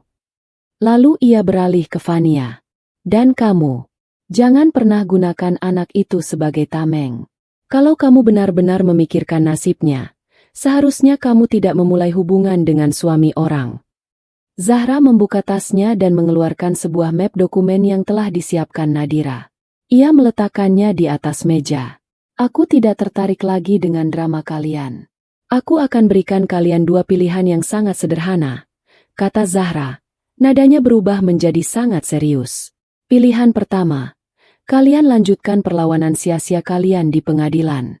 Aku jamin, dengan semua bukti yang aku punya, kamu, Arga, akan dinyatakan bersalah atas penggelapan. Kamu akan masuk penjara. Mungkin hanya beberapa tahun, tapi catatan kriminal itu akan membuatmu tidak bisa bekerja dimanapun. Kamu akan keluar sebagai mantan napi yang miskin. Dan tentu saja, kalian tetap akan kalah di pengadilan agama dan tidak mendapatkan sepeser pun. Ia berhenti sejenak, membiarkan gambaran masa depan yang suram itu meresap ke dalam pikiran mereka. Pilihan kedua, lanjutnya sambil menunjuk map di atas meja. Kalian tanda tangani surat perjanjian ini. Isinya sangat jelas. Arga, Kamu setuju untuk bercerai secara baik-baik, mengakui semua kesalahan, dan mencabut semua tuntutan atas harta Gonogini. Kamu setuju bahwa semua aset yang ada adalah milikku. Kamu keluar dari hidupku tanpa membawa apapun. Lalu apa yang kami dapat? Tanya Arga dengan suara bergetar. Kebebasanmu, jawab Zahra tajam. Setelah surat ini ditandatangani oleh pengacara kalian dan perceraian kita resmi diputuskan oleh hakim, aku akan mencabut laporanku di kepolisian. Kamu tidak akan dipenjara. Kamu bebas untuk memulai hidup barumu dengan dia dan anak kalian. Dengan catatan, kalian harus memulai dari nol. Keheningan yang berat menyelimuti meja mereka. Pilihan yang diberikan Zahra begitu jelas. Kehormatan dan harta, atau kebebasan dalam kemiskinan. Bagi Arga, itu adalah pilihan antara neraka dan neraka yang sedikit lebih baik. Itu berarti aku tidak mendapatkan apa-apa sama sekali. Bisik Arga, masih tidak percaya. Tepat, tegas Zahra. Itu adalah harga yang harus kamu bayar untuk pengkhianatanmu dan untuk kebebasanmu. Aku beri kalian waktu 24 jam untuk berpikir dan berbicara dengan pengacara kalian. Setelah itu, tawaran ini hangus. Zahra berdiri, merapikan pakaiannya. Ia bahkan tidak menyentuh minuman yang tadi ia pesan. Pertemuan ini selesai. Tanpa menoleh ke belakang, ia berjalan meninggalkan kafe, meninggalkan Arga dan Fania yang terpaku menatap surat perjanjian di atas meja. Surat yang akan menentukan sisa hidup mereka. Zahra melangkah keluar ke trotoar yang ramai, menarik napas dalam-dalam. Beban di dadanya terasa terangkat. Ia telah mengambil kembali kuasanya. Ia bukan lagi korban. Ia adalah penentu takdirnya sendiri, dan juga takdir mereka. 24 jam yang diberikan Zahra terasa seperti seabad bagi Arga dan Fania. Di dalam apartemen mereka yang terasa semakin sempit, mereka menghabiskan waktu dengan berdebat, saling menyalahkan, menangis, dan akhirnya terdiam dalam keputusasaan. Mereka membolak-balik surat perjanjian yang disodorkan Zahra, membacanya berulang kali seolah berharap kata-katanya akan berubah. Tapi isinya tetap sama, penyerahan total. Pengacara mereka pun sudah angkat tangan. Tidak ada celah, katanya melalui telepon dengan nada lelah. Bukti mereka terlalu kuat. Jika kalian melawan, Arga hampir pasti akan dipenjara. Tawaran ini adalah satu-satunya jalan keluar kalian dari tuntutan pidana. Akhirnya, tepat 1 jam sebelum tenggat waktu berakhir, sebuah panggilan masuk ke ponsel Nadira. Panggilan dari pengacara Arga. Nadira menyalakan pengeras suara agar Zahra, yang duduk di seberang mejanya, bisa ikut mendengar. Kami sudah membicarakannya, kata suara di seberang dengan nada kalah. Klien kami, Saudara Arga, menyetujui semua persyaratan dalam surat perjanjian tersebut. Tidak ada sorak kemenangan di ruangan itu. Zahra hanya menghela napas panjang, sebuah napas yang melepaskan sisa-sisa ketegangan terakhir di tubuhnya. Nadira mengangguk padanya, lalu berkata pada pengacara itu, "Baik, kirimkan surat persetujuan resmi melalui email. Tim saya akan menyiapkan dokumen final untuk ditandatangani besok." Proses setelahnya berjalan cepat dan impersonal. Penandatanganan dokumen dilakukan di kantor Nadira. Arga dan Fania datang dengan wajah muram. Tidak ada lagi drama. Mereka hanya menandatangani setiap halaman yang ditunjukkan oleh pengacara mereka dengan tangan yang sedikit gemetar. Proses itu mengakhiri perlawanan mereka secara de facto, mengubah sidang pengadilan berikutnya hanya menjadi sebuah formalitas untuk meresmikan kekalahan mereka. 2 minggu kemudian, mereka kembali bertemu di ruang sidang yang sama. Namun suasananya sudah jauh berbeda. Tidak ada lagi ketegangan atau aura permusuhan. Yang ada hanyalah kesuraman dari sebuah akhir yang tak terelakkan. Zahra kembali mengenakan setelan yang elegan. Wajahnya tenang dan tak terbaca. Sementara Arga dan Fania tampak seperti 2 orang asing yang kebetulan duduk bersebelahan. Tidak ada lagi tatapan saling menguatkan, hanya ada kehampaan. Sidang berlangsung singkat. Pengacara dari kedua belah pihak maju ke depan dan menyerahkan surat perjanjian damai yang telah ditandatangani kepada majelis hakim. Hakim ketua, wanita paruhbaya yang sama, membacanya dengan saksama. Alisnya sedikit terangkat saat membaca poin-poin di mana Arga mengakui semua kesalahannya dan melepaskan seluruh haknya atas harta bersama. Saudara Arga, panggil Hakim Ketua. Suaranya yang tegas menggema di ruangan. Apakah Anda menandatangani surat perjanjian ini dengan kesadaran penuh dan tanpa ada paksaan dari pihak manapun? Arga berdiri dengan lesu. Ia menatap sekilas ke arah Zahra, yang tidak membalas tatapannya. Iya, Yang Mulia. Dengan sadar dan tanpa paksaan. Suaranya terdengar lirih, nyaris seperti bisikan. Hakim Ketua mengangguk. Beliau kemudian menatap Arga lekat-lekat, bukan lagi sebagai hakim kepada seorang terdakwa, melainkan seperti seorang yang lebih tua menasihati yang lebih muda. Pernikahan adalah sebuah amanah, katanya. Suaranya kini lebih pelan namun tetap berwibawa. Sebuah ikatan suci yang dibangun di atas fondasi kepercayaan, kesetiaan, dan tanggung jawab. Dari semua bukti dan perjanjian yang saya baca, Anda telah mengkhianati ketiga fondasi tersebut. Anda tidak hanya menyakiti istri Anda, tetapi juga merusak kehormatan Anda sendiri.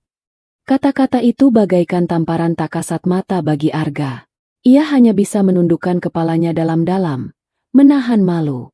Pengadilan hari ini tidak hanya menjalankan prosedur hukum, lanjut sang hakim, tapi juga menjadi saksi dari konsekuensi atas pilihan yang telah Anda buat.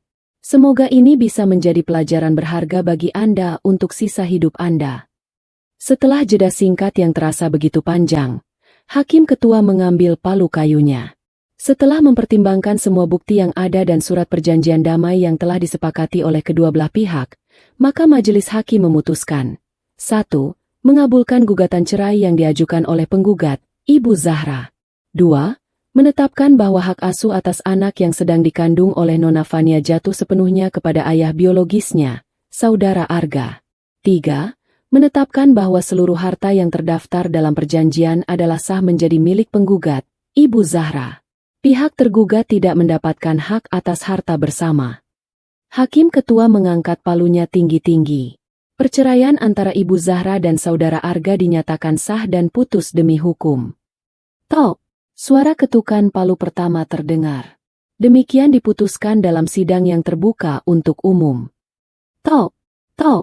Dua ketukan palu terakhir menyusul. Terasa begitu final dan absolut. Gema suaranya seakan memecahkan belenggu tak terlihat yang selama ini mengikat Zahra. Selesai. Semuanya sudah benar-benar selesai. Zahra tidak merasakan lonjakan kegembiraan atau kebahagiaan. Yang ia rasakan adalah sebuah kelegaan yang luar biasa. Seperti seorang penyelam yang akhirnya mencapai permukaan air setelah terlalu lama menahan napas. Beban berat di pundaknya terangkat seketika. Ia berdiri, diikuti oleh Nadira. Saat mereka berbalik untuk meninggalkan ruangan, ia melihat Arga yang masih duduk membeku, menatap kosong ke depan. Fania di sampingnya menangis tanpa suara, menyembunyikan wajahnya di telapak tangan. Zahra berjalan melewati mereka tanpa sedikit pun menoleh. Baginya, mereka kini hanyalah orang asing, bayangan dari masa lalu yang tidak lagi memiliki kekuatan untuk menyakitinya. Saat melangkah keluar dari gedung pengadilan, sinar matahari sore menerpa wajahnya. Terasa hangat. Nadira merangkul bahunya.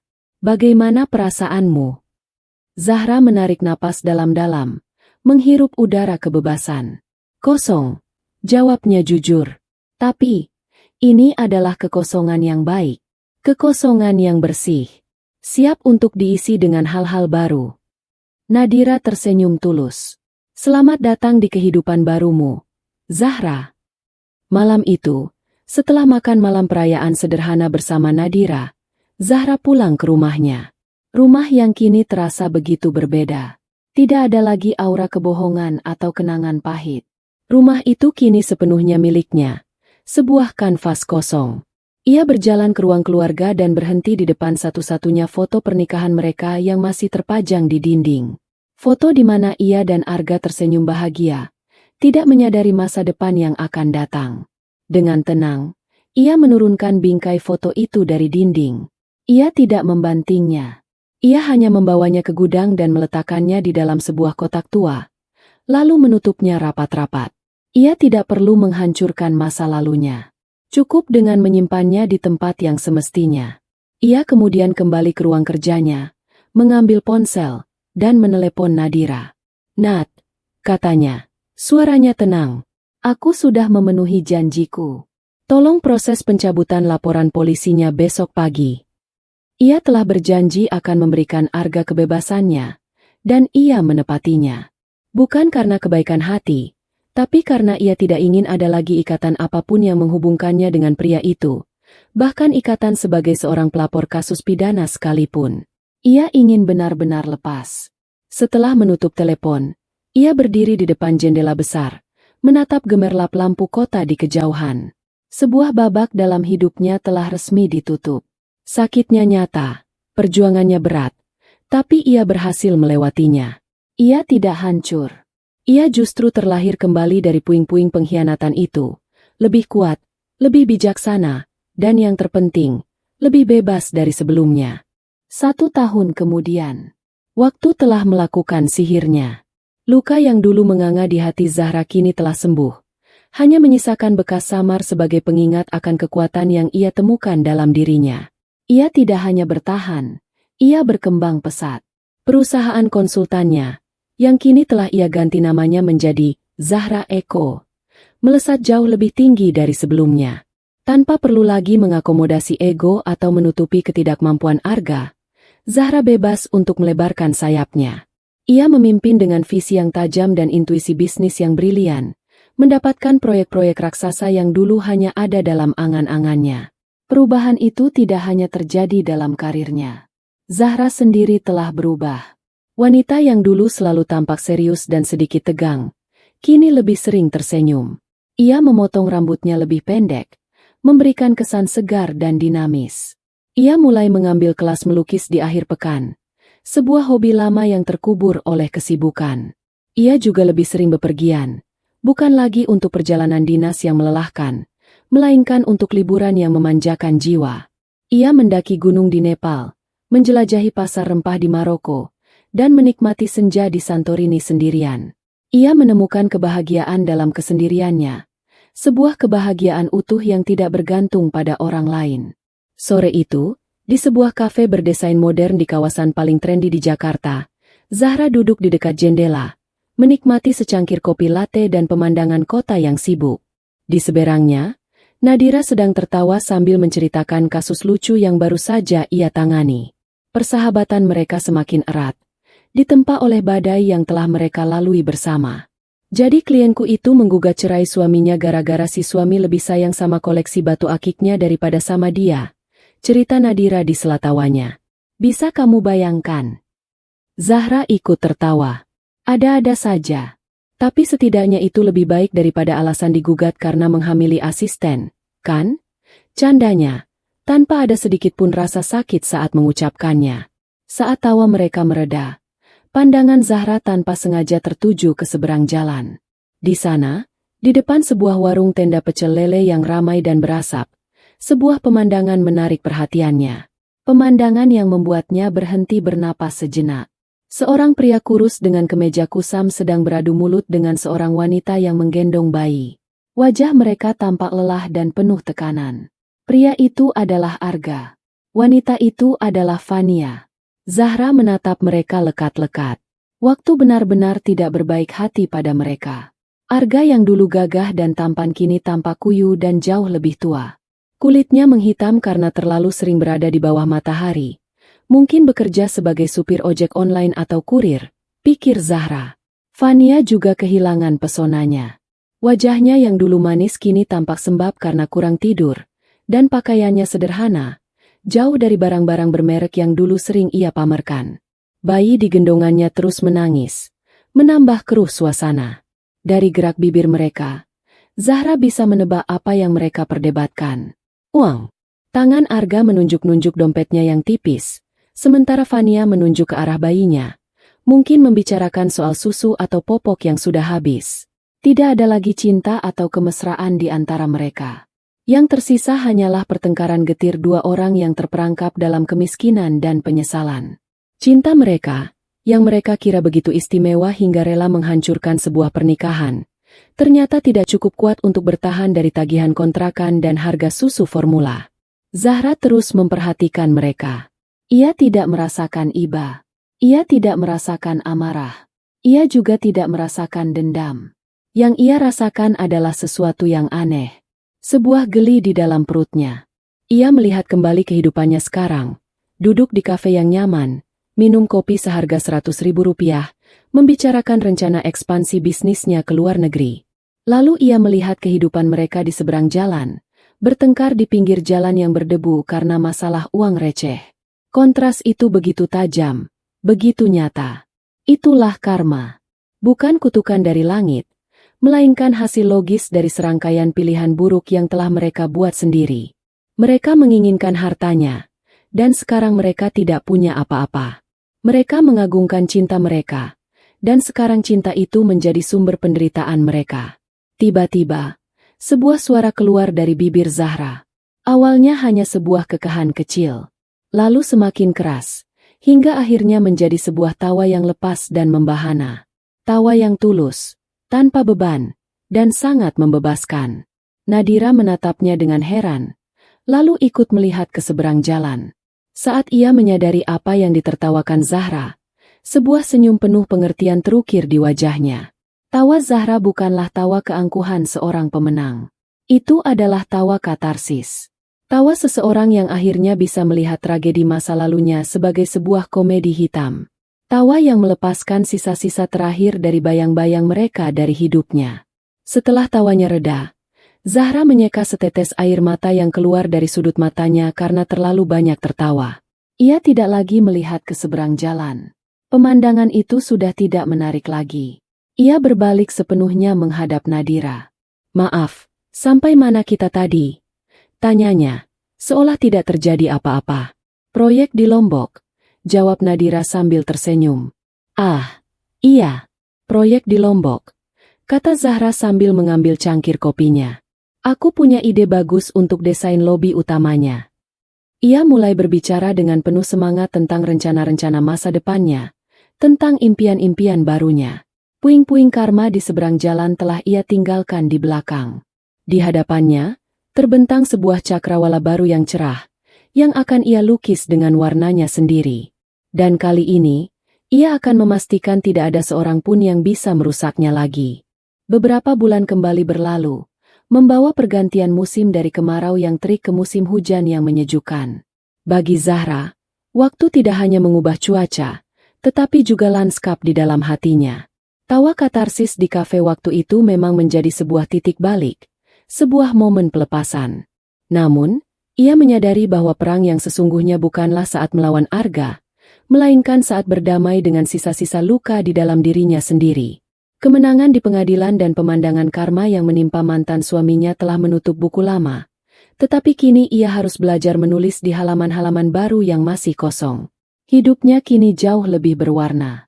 Di luar kesibukannya memimpin Zahra Eko, yang semakin berjaya, ia mendedikasikan sebagian besar waktu dan sumber dayanya untuk sebuah yayasan sosial yang ia dirikan. Yayasan itu fokus memberikan beasiswa dan pelatihan keterampilan untuk para wanita muda dari keluarga kurang mampu, membantu mereka untuk bisa mandiri secara finansial. Ia menemukan sebuah tujuan baru yang lebih besar dari sekadar menumpuk kekayaan. Melihat gadis-gadis asuhnya berhasil lulus kuliah atau membuka usaha kecil sendiri memberinya kebahagiaan yang jauh lebih murni daripada memenangkan tender proyek miliaran rupiah. Ia menanam benih di tanah yang baru, dan melihatnya tumbuh subur. Suatu Sabtu pagi, Zahra sedang berada di salah satu panti asuhan yang menjadi mitra yayasannya. Ia tertawa lepas bersama anak-anak, mengotori tangannya dengan cat air, dan melupakan sejenak statusnya sebagai seorang pebisnis papan atas. Di tengah keriangan itu, ponselnya bergetar. Sebuah pesan masuk dari Nadira. Biasanya ia akan mengabaikan pesan terkait pekerjaan di akhir pekan, tapi pesan ini berbeda. Isinya singkat dan tidak biasa. "Ra, ada waktu sebentar? Ada sesuatu yang perlu kamu tahu. Ini bukan soal hukum. Ini soal Arga." Jantung Zahra sedikit berdebar membaca nama itu. Sudah lebih dari setengah tahun ia tidak mendengar kabar apapun tentang mereka, dan ia sama sekali tidak berniat mencari tahu. Ia meminta izin sebentar pada pengurus panti dan berjalan ke sudut taman yang lebih sepi untuk menelepon Nadira. "Ada apa, Nat?" tanyanya langsung, tanpa basa-basi. "Maaf mengganggumu di akhir pekan," kata Nadira. Suaranya terdengar ragu. Aku baru saja dapat kabar dari Rina. Kamu ingat Rina, kan? Teman seangkatan kita yang sekarang jadi dokter anak. Tentu, aku ingat. Kenapa dengannya? Dia tadi menghubungiku. Dia bilang, beberapa hari ini dia sedang merawat seorang bayi laki-laki dengan kondisi infeksi paru-paru yang cukup parah. Bayi itu butuh perawatan intensif di inkubator dan obat-obatan yang mahal. Jelas Nadira. Zahra mengerutkan kening. Tidak mengerti kemana arah pembicaraan ini. Lalu, apa hubungannya denganku atau Arga? Nadira menghela napas. Bayi itu adalah anaknya Arga dan Fania. Dunia Zahra seakan berhenti sejenak. Angin sepau-sepau yang tadi terasa sejuk kini terasa dingin. Suara tawa anak-anak panti di kejauhan terdengar meredup. Rina tidak tahu kalau aku pengacaramu, lanjut Nadira. Dia menghubungiku karena tahu aku aktif di beberapa kegiatan sosial. Dia bilang orang tua bayi itu sepertinya sangat kesulitan keuangan. Mereka hanya bisa membayar biaya kamar paling dasar. Itu pun tersendat-sendat. Sementara biaya untuk perawatan intensif dan obatnya sama sekali tidak terjangkau. Rina merasa kasihan pada bayinya. Dia bertanya apa aku punya kenalan donatur yang bisa membantu. Zahra terdiam. Pikirannya berkecamuk. Berita ini datang seperti kilat di siang bolong. Bayi itu sakit parah. Bayi yang sama, yang dulu selalu dijadikan tameng dan senjata oleh Fania untuk memeras perasaannya. Kenapa kamu memberitahuku ini, Nat? Tanya Zahra pelan, suaranya serak. Kamu tahu aku tidak punya urusan lagi dengan mereka. Aku tahu, Ra. Dan aku bersumpah. Aku hampir saja bilang pada Rina kalau aku tidak bisa bantu. Aku marah. Aku pikir, biarkan saja, itu karma mereka. Mereka yang berbuat, mereka yang harus menanggung akibatnya, kata Nadira jujur. Tapi kemudian aku berpikir, ini bukan tentang mereka. Ini tentang bayi itu. Aku tidak bisa mengambil keputusan ini sendirian. Ini hidupmu, masa lalumu. Jadi, aku memutuskan untuk memberitahumu. Anggap saja sebagai informasi. Setelah ini, terserah kamu mau melakukan apa. Kalau kamu mau kita lupakan saja. Detik ini juga aku akan lupakan percakapan ini. Setelah menutup telepon, Zahra duduk di sebuah bangku taman yang kosong. Pikirannya berperang hebat. Sebagian dari dirinya, sisi yang terluka dan dikhianati, berteriak dengan lantang. Bukan urusanmu. Itu adalah konsekuensi dari perbuatan mereka. Dulu mereka memintamu membiayai pernikahan. Sekarang takdir meminta mereka membiayai pengobatan anak mereka sendiri. Adil, bukan?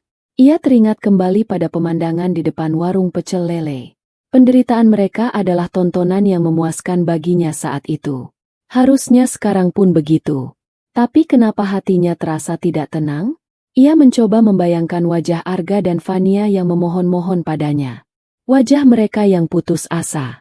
Tapi kemudian, bayangan itu berganti dengan wajah bayi mungil tak berdaya yang terbaring di dalam inkubator, berjuang untuk setiap tarikan napasnya. Bayi itu, dia benar-benar tidak bersalah. Dia tidak memilih untuk dilahirkan dari rahim seorang wanita yang merebut suami orang, atau dari seorang pria yang tidak bertanggung jawab. Dia hanya seorang bayi yang sedang sakit dan butuh pertolongan. Zahra menatap anak-anak panti yang masih asyik bermain. Ia mendedikasikan hidupnya sekarang untuk membantu anak-anak dan wanita lain agar memiliki masa depan yang lebih baik. Lalu, apa bedanya anak-anak ini dengan bayi itu? Hanya karena bayi itu memiliki darah Arga? Apakah kebenciannya pada Arga harus sebesar itu, hingga ia rela membiarkan seorang anak menanggung akibatnya? Ia menyadari sesuatu yang penting. Jika ia memilih untuk tidak melakukan apa-apa dan membiarkan bayi itu menderita, itu artinya ia masih terikat pada mereka. Ia masih membiarkan kebenciannya pada Arga dan Fania mendikte tindakannya. Kemenangannya atas mereka menjadi tidak ada artinya jika ia membiarkan dirinya menjadi sekeras dan sedingin mereka. Kebebasan sejati, pikirnya, bukanlah saat ia bisa menertawakan penderitaan musuhnya. Kebebasan sejati adalah saat ia bisa melakukan hal yang benar, tanpa mempedulikan siapa yang akan diuntungkan oleh kebenaran itu. Kebebasan sejati adalah saat hatinya tidak lagi dikendalikan oleh dendam masa lalu. Dengan sebuah keputusan yang mantap, Ia mengambil ponselnya kembali. Bukan Nadira yang ia hubungi, melainkan Rizwan, sang investigator. Sudah lama ia tidak menggunakan jasa pria itu, tapi ia masih menyimpan nomornya. Halo, Pak Rizwan. Ini saya, Zahra. Sapanya saat panggilan tersambung. Ibu Zahra. Suatu kehormatan. Ada yang bisa saya bantu? Jawab suara tenang di seberang. Saya punya satu tugas terakhir untuk Anda, jika Anda bersedia, kata Zahra. Tugas ini sangat pribadi dan harus dilakukan dengan kerahasiaan penuh. Zahra tidak akan pernah menemui mereka. Ia tidak akan membiarkan mereka tahu bahwa bantuan itu datang darinya. Itu akan membuka pintu bagi drama dan manipulasi baru. Bantuan ini harus murni, tanpa ikatan. Ia memberikan Rizwan nama rumah sakit dan nama bayi itu. Tugas Anda sederhana. Pertama, verifikasi kondisi medis dan total biaya yang dibutuhkan. Kedua, bayar lunas semua tagihan itu langsung ke pihak rumah sakit. Pastikan nama donaturnya tertulis sebagai hamba Allah atau anonim. Jangan sampai nama saya atau nama perusahaan saya muncul dimanapun. Arga dan Fania tidak boleh tahu asal uang ini. Mereka hanya perlu tahu bahwa tagihan anak mereka sudah lunas. Anda mengerti? Sangat mengerti, Bu. Akan saya laksanakan. Malam itu, setelah Rizwan mengirim pesan konfirmasi bahwa semua biaya rumah sakit telah dilunasi dan sang bayi sudah mendapatkan perawatan terbaik, Zahra berdiri di balkon apartemennya yang tinggi, menatap kelip lampu kota di bawah. Hujan baru saja reda, menyisakan udara yang bersih dan segar. Ia tidak merasakan kebanggaan atau merasa seperti seorang pahlawan. Yang ia rasakan adalah kedamaian. Kedamaian yang jauh lebih dalam dan lebih memuaskan daripada tawa kemenangannya di kafe waktu itu. Dengan membayar tagihan rumah sakit itu, ia merasa telah membayar lunas sisa utang emosional terakhirnya dengan masa lalu. Ia tidak memaafkan perbuatan Arga dan Fania, tapi ia telah melepaskan kebencian yang membelenggunya. Ia menyirami tanaman-tanaman hias di balkonnya. Mawar, lili, dan anggrek bulan. Benih-benih baru yang ia tanam di tanah kehidupannya yang baru. Dengan membantu kehidupan seorang bayi yang tak berdosa, ia merasa telah menyirami kebun hatinya sendiri. Ia telah menang perang, dan kini ia memilih untuk menanam bunga, bukan ranjau. Masa depannya adalah miliknya seutuhnya. Sebuah taman yang siap ia rawat dengan cinta dan kebaikan, bukan lagi dengan amarah dan pembalasan. Dan di dalam kedamaian itu, ia menemukan kemenangannya yang paling sejati.